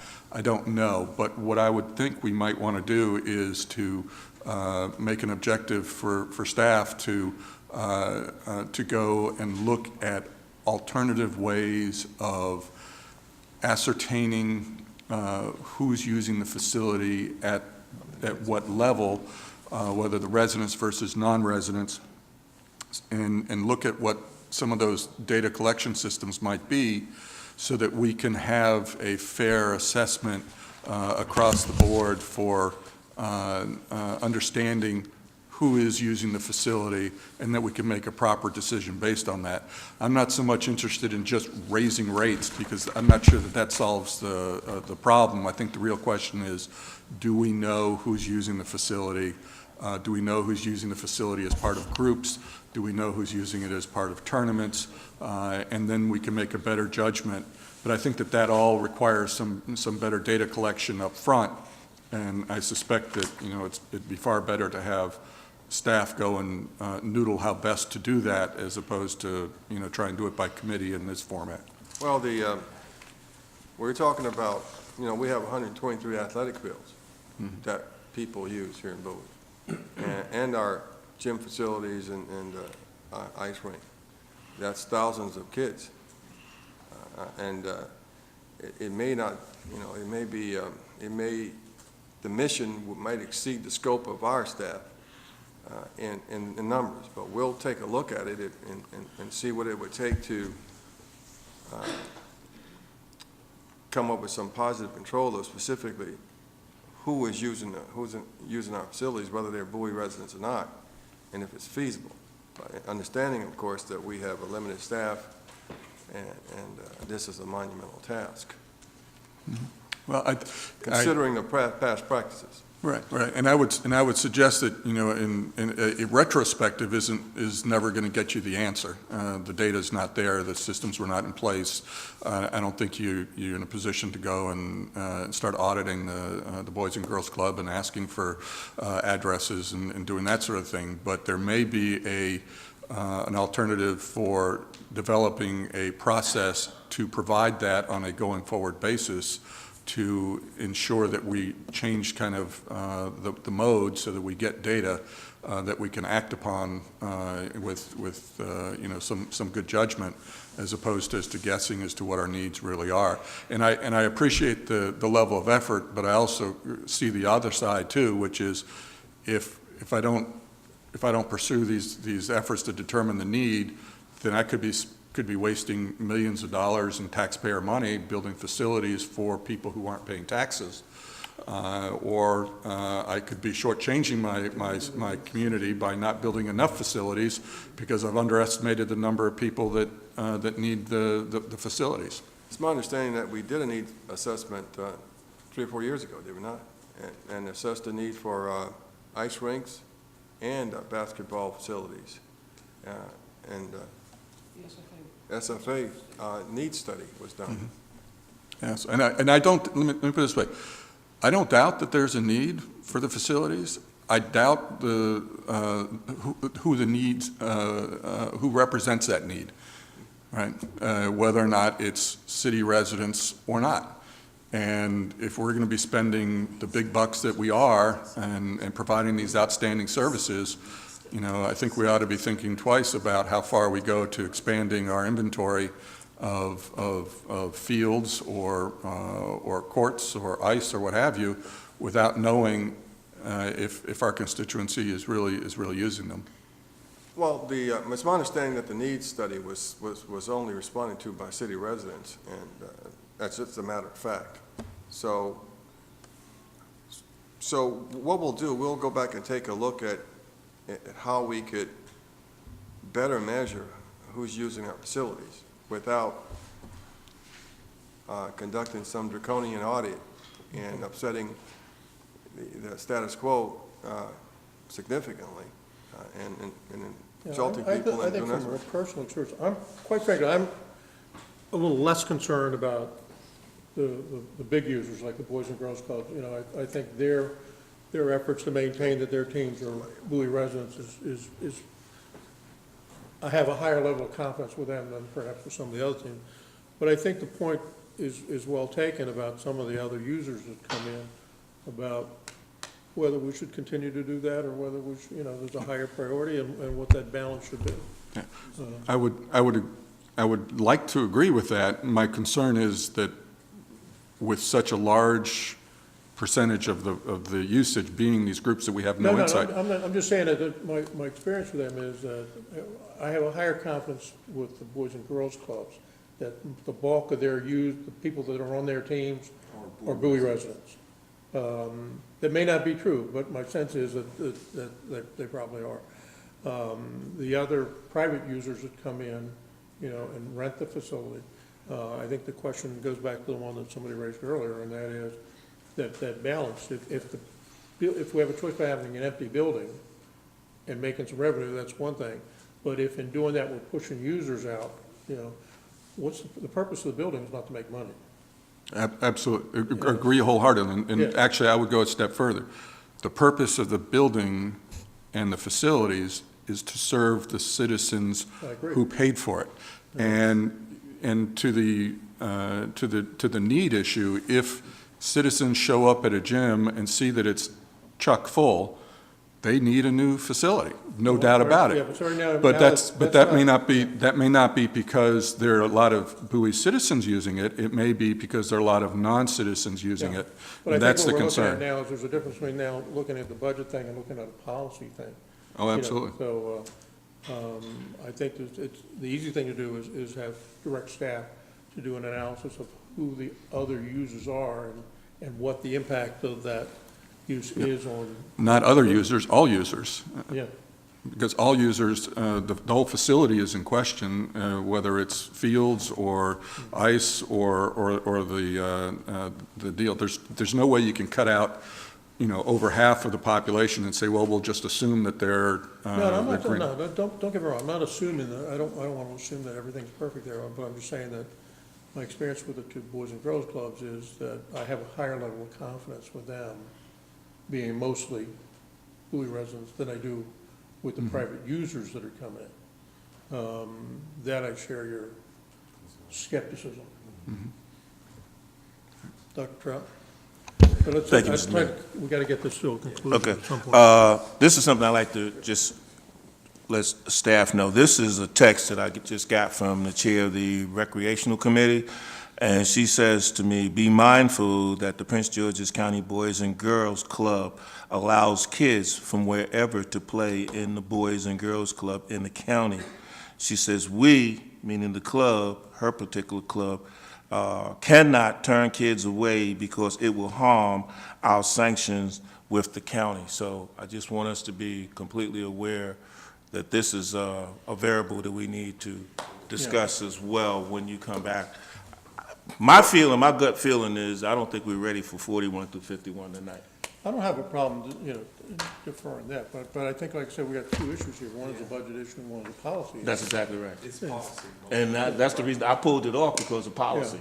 But, And I think like I say, I think if you want to direct staff to say, give us a professional assessment of the impact of the non-traditional club users of the facility, what is that impact and how does that impact translate on the availability of time and those things for other users? Mr. And Mayor, say, are we doing it the best way we can, or is there a better way? Mr. Mayor. I would agree with that, but it's not just the other clubs. It's all users of all the facilities. Well, I would move that we follow the statement that the mayor has made with also addition of with Councilman Wolfley has made also with regard to looking at all users in our but what I'm saying is, investigation. we're looking at that as a prospective condition, I'm assuming. Correct. Yeah. I don't think there's any expectation that Because you could go back. I You don't wanna can't go back I don't want to and, stop the budget process. No, there's- But We want to give some direction to come back. we want them to look at the, I think it the becomes- user profile. yeah, I think it becomes an objective for the staff to try and develop some sort of infrastructure that accurately and adequately measures the utilization of our parks and recreations facilities that indicates whether the users are, including indication whether the users are residents and non-residents, so that we can determine how much need do we really have. All right, so how about this, as we go along that line, make it a item 6 on the objectives for 2019, to perform what for better purpose might be an audit of who's using all of our facilities and how best to analyze that assessment, and how best to work with the user groups in order to get contemporary data of who's on their teams and whatever. And like I say, I understand the Boys and Girls Club's concerns about keeping relations, but I'm more concerned about keeping fields. Mr. Yeah. Mayor, we can do that. Okay, all right, so that'll be, let's make that, associated let's with make this. that a objective for 2019. And then, if you want to defer I still have a couple of more items on here under community services, but if you want to defer the rate schedule, I'm not sure what we're going to gain by doing that. Because Yeah, I mean, this is going to take them months to do. Yeah, Absolutely, and the rates wouldn't go into effect Until next year until anyway. next calendar year anyway. I mean, it's, without the appropriate data and understanding of how we want Yeah, to my sense construct is- things. Yeah, my recommendation would be to set up that thing so that we can look at everything we do, how we do it, why we do it, and what better ways we might be able to do it. And then we'll continue with this process. And, because any changes you're going to make in the, if you're going to make a change in the rental or user fees, our traditional course in the years past has been to make them prospective, like at the first of the year, because those users that have already set their fee schedules and stuff, they're based on the current rates. So we could, if you want to make changes in that, they would have to be effective maybe next January or something. Agreed on that, but if you're talking about making changes in the percentage of the level of participation, that's a different issue, that's Well, I policy mean, issue. that's what I'm talking about. but that might be part of this study that we're going to have here. I think if we sit down and look at people and say, what is the best number for us? I mean, I personally think the number should be higher. In order to qualify as a city user, it probably should be, probably closer to 70% now. But I think that I think is something that ought to come out of this study. So, I would recommend that, unless you guys want to make an arbitrary change, and I'm okay with that if that's what you want to do, but I would recommend that we move forward with the recommendation as it's in here and direct staff to come up with us on, with the data that we want, so that as this process goes through, but this year, we can have time to bring in the user groups, have them meet with staff and say, okay, this is what we're thinking. How's this impact you, and why should we not do this? I don't have a problem, I mean, that sounds pretty reasonable. My question is, in order for staff to do what we're directing them to do thus far, the new direction, how long is it going to take staff? I mean, is this going to be they're not done gonna during get the it back. budget process? No, sir. They're not going No, to get sir. it back before you adopt this budget. I can't imagine, one, there'll be a cost associated with this. I mean, we're talking about, we need to hire somebody to help us to work this out. Our staff they're fully employed right now, and we just couldn't do it with the people that Okay. we have. But we need to get some people to help us find out who's using the facilities, and then bring that back so you can make any decision about the level of usage. Okay, I I mean, think because the question. If I may, though, I think that there's, One at a time, let's talk about that. The question I have, I don't have a problem with that. I just want to make sure that we're able to meet the needs, the advanced needs, the fiscal or budgetary needs as far as giving information to the user groups, Yeah. the end user groups, in a sufficient amount of time. Well, you all control that. I mean, you would control when, You'll if do you that. change something, when it When would we go do into the, effect. when you do the rate thing, if you make a change, what you would do is to notify the user groups that effective probably January 1, this is the new rates. So everything that they've already planned for their summer programs, their soccer, baseball, and all that stuff, because they've already set their fees. So what we would have to do is say, we're going to give you advance warning. This year is fine, but by the first of the year, this is what the new rates are going to be. So we talking 19, first to 19? Yeah, Is that yeah, what you're talking about? So my suggestion, and see if there's a consensus, I would ask if by consensus, we just move forward with the recommendations that are in the budget as now, and at the same time, task staff with getting this through as the year progresses, because I don't want to rush them into trying to, get some. But we have, but pretty much, as far as counting votes, I'm sorry? as far as counting votes, or counting what I heard, Mm-hmm. what I've heard thus far is 60% is not good enough. It needs Well, to be that's an higher than arbitrary number that 60%. we can make, but like I say, if you want to make a change in that, I think you have to give them, some advance notice on that as well. Yeah, but I don't have a problem with doing that, but I think I heard you say, let's go with what's in the budget. What's in the budget is 60%. That would be my recommendation right now, to go forward, and when we get to that point, if council wants to change it arbitrarily, that's fine, that's your prerogative.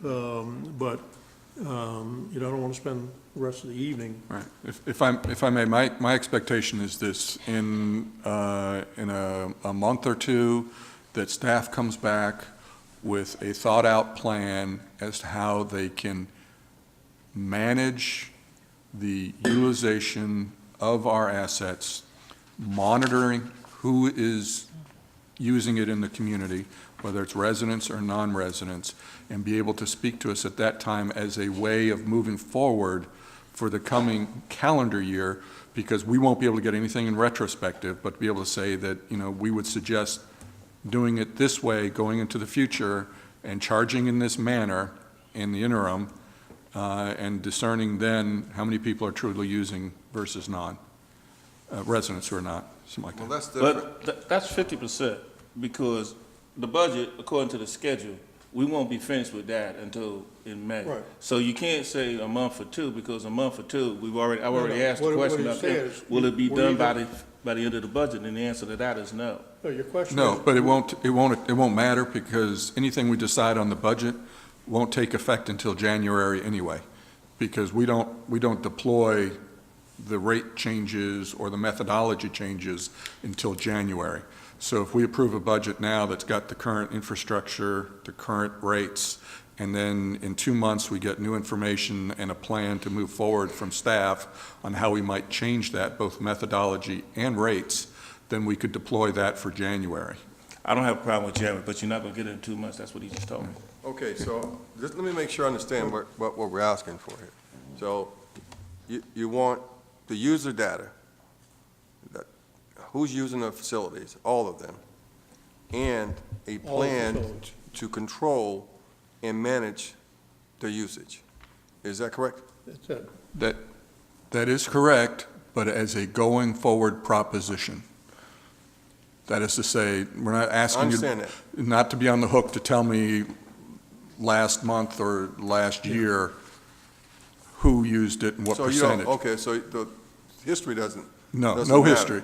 Okay. It's more about setting up some kind of infrastructure whereby we can have some better understanding of the usage. Because to your point, All right, well, it that's would be an endless chase to try and figure that out. Okay, is that it? Is that the direction? That's Mr. a Mayor? consensus? Yeah. This is- Good, that's it. We'll go for that and see you All right. in All right, 2.5 months. and you guys want to, Okay. what's the consensus on the rate schedule? Do you want to go ahead and do that tonight? Or postpone it to another? Yeah, let's do that tonight, then okay. All right, let's finish up where we are. It's a big issue on that, because we're saying we're not gonna make a change. No, We're just saying we're going to go over it. we're just going to go over the proposed It seems like rates. I'm wasting my time on that. Yeah, It does. I mean, it seems like it's time not used wisely. That's what it seems like to me. well, all right, consensus, Maybe I'm just missing. okay. We'll So- go we'll go forward until we'll get that, and we'll The do it. Bowie Playhouse is next. You want to move to that? Are we still on Rec and Parks? I'm finished. Any other questions on Recreation Park? I think that's All all right, the let's go to- all the let's go drama to- I have time for tonight. That horse is Playhouse, dead, we're right? going to the, how good is this? We're going to go to a Playhouse now.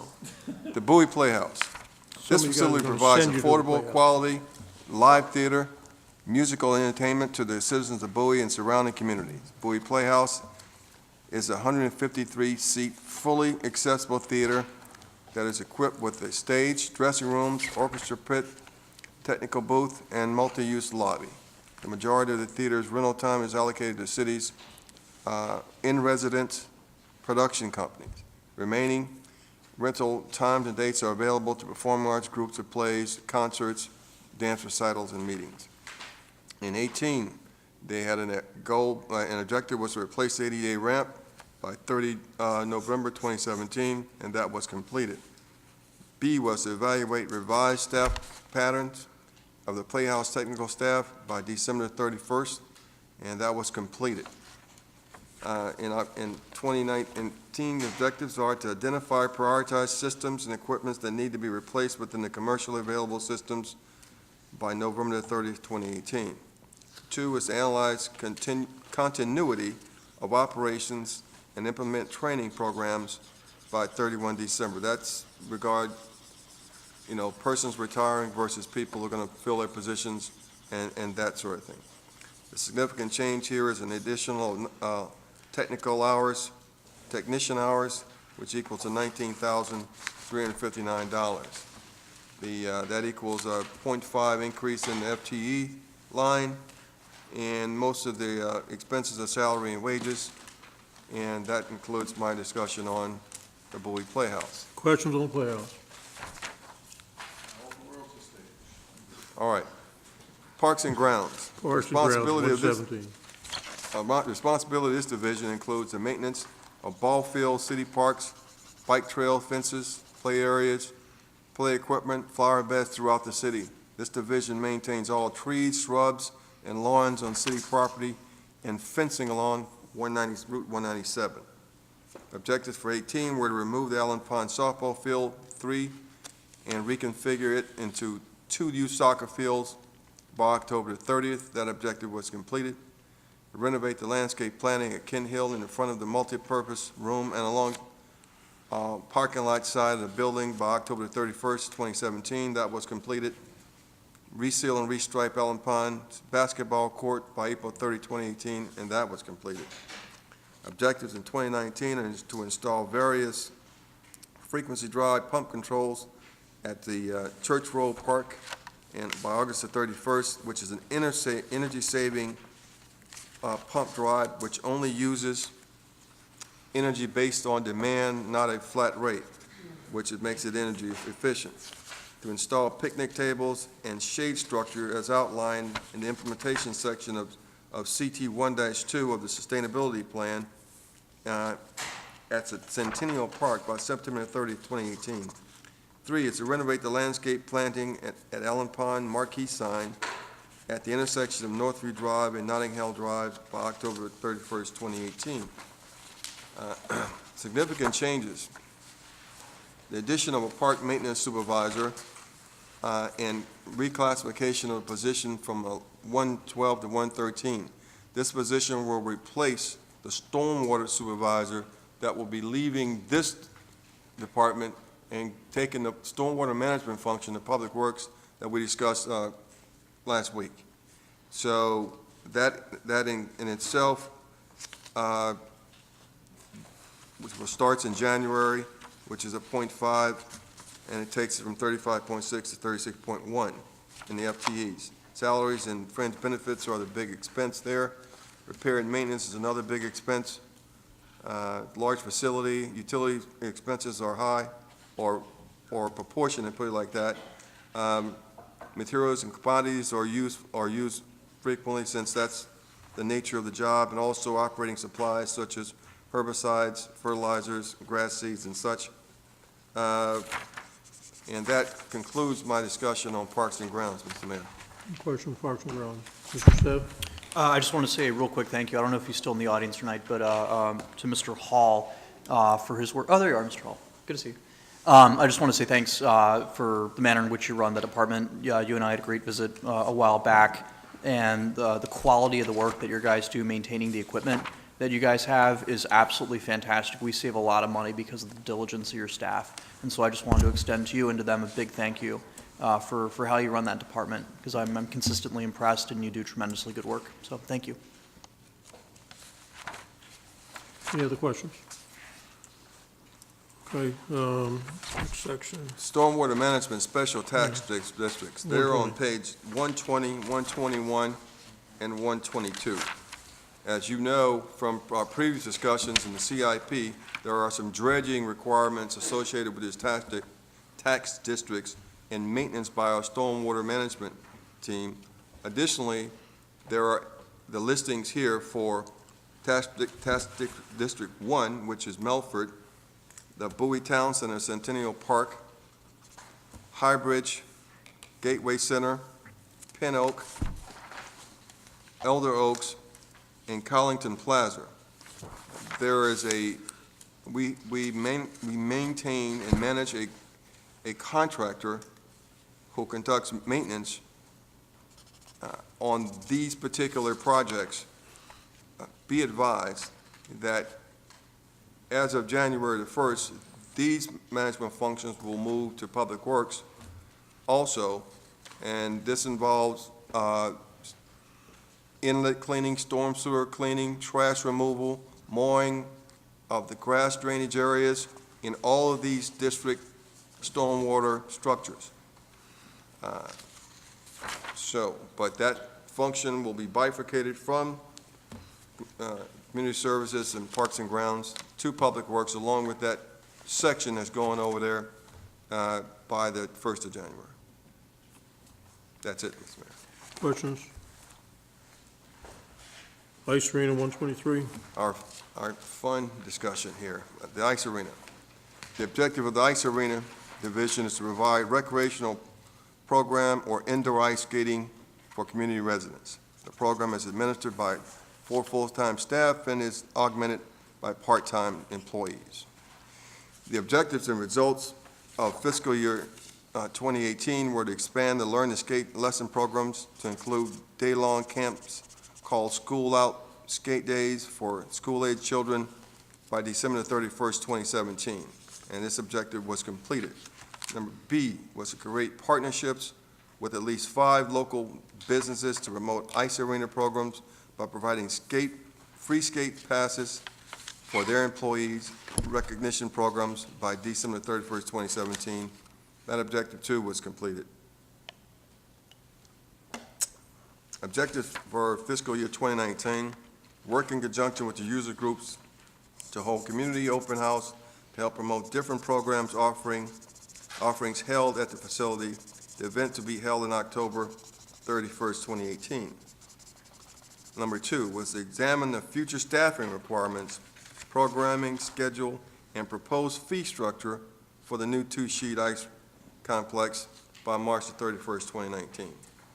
There are, for fiscal year 19, standard operation is what we're talking about. This is not the CIP, just for clarity purposes, not to insult anybody's intelligence, but, yeah. All right, so there are no significant changes to this operational budget for FY19. The FTEs are 9.6 as it was last year, and there's obviously a use of part-timers in there. The salaries and wages, fringe benefits are a major expense. Utilities are a major expense at $177,000, but it's an old building and it is an ice arena. Repair and maintenance, $54,000. But understanding the condition of that current facility, that number could be expanded by one failure or one ancient outdated system. And operating expenses, $105,000.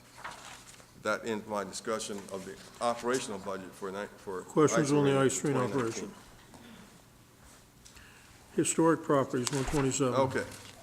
Historic properties, the city of Bowie maintains 6 museum properties and a support facility with the purpose of to collect, preserve, and interpret the historical and cultural material relevance to the development of this region, and namely the histories of the structures of the Bel Air Mansion Museum circa 1745, the Bel Air Stable 1907, Bowie Railway Station and Huntington Museum 1910 to 1933, and historic building in Lone 1929 opened as a Bowie Heritage Welcome Center.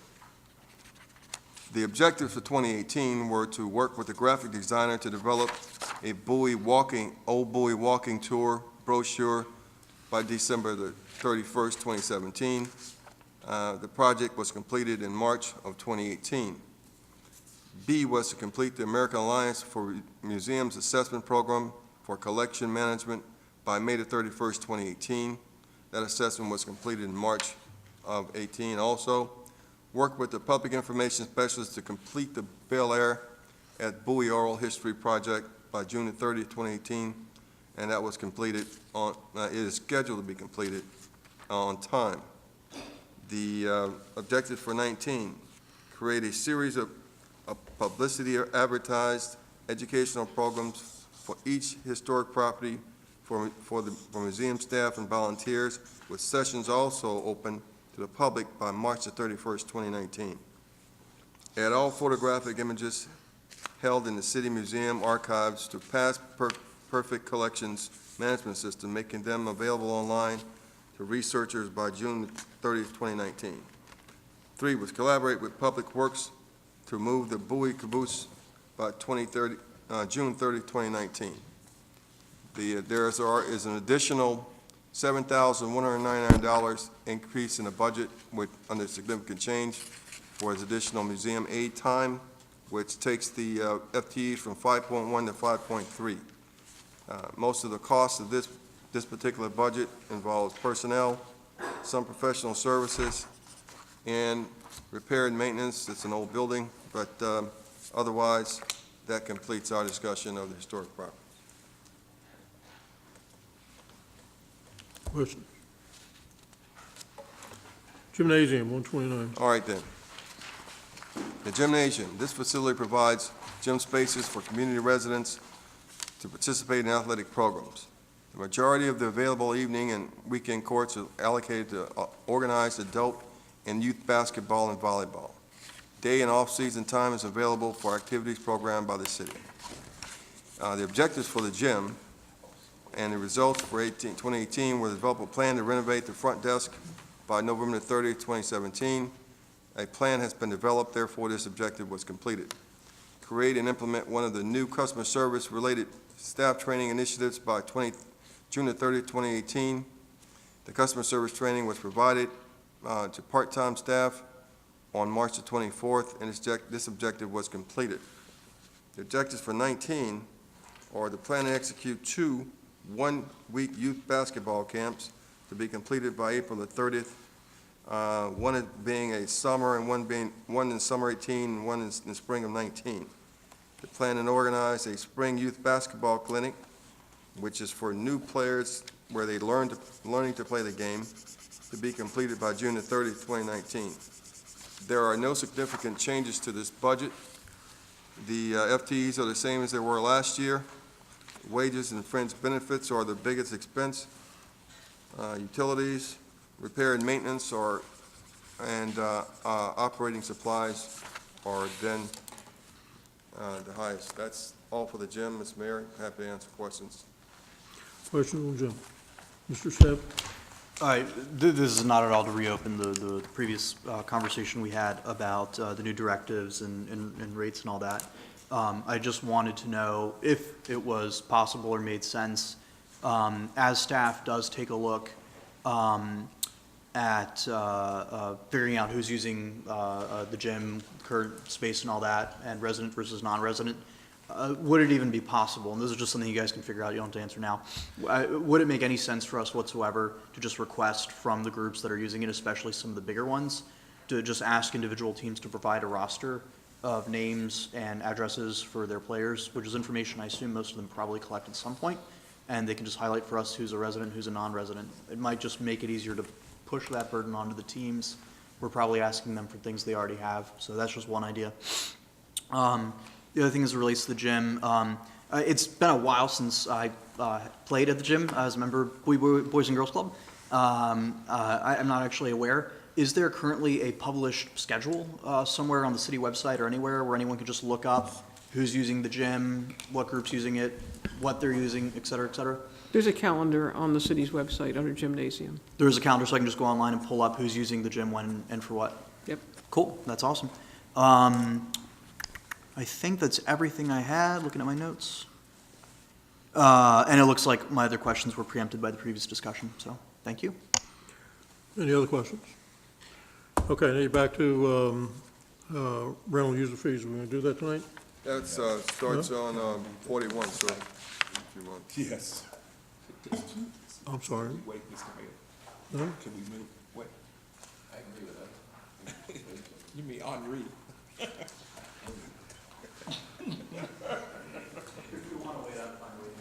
All right, we'll defer the center rate and user fees to a later date. All right. I don't know when I'll get it back, but we'll get it. Yes, sir. That's okay. I do have a follow-up question that's more of an aggregate. Do we have a list of vacancies that we currently have for the cities overall? I know we've got an FTE count. Do we know what do we have a listing of vacancies that you could share? It doesn't have, obviously doesn't need to be right here, right now, but if you could provide that, that would be great. Well, you like a list by position? Is that? That'd be fantastic. Whatever's readily available. I'm sure we've got some sort of a printout across the organization. We can get that, sure. Thank you, sir.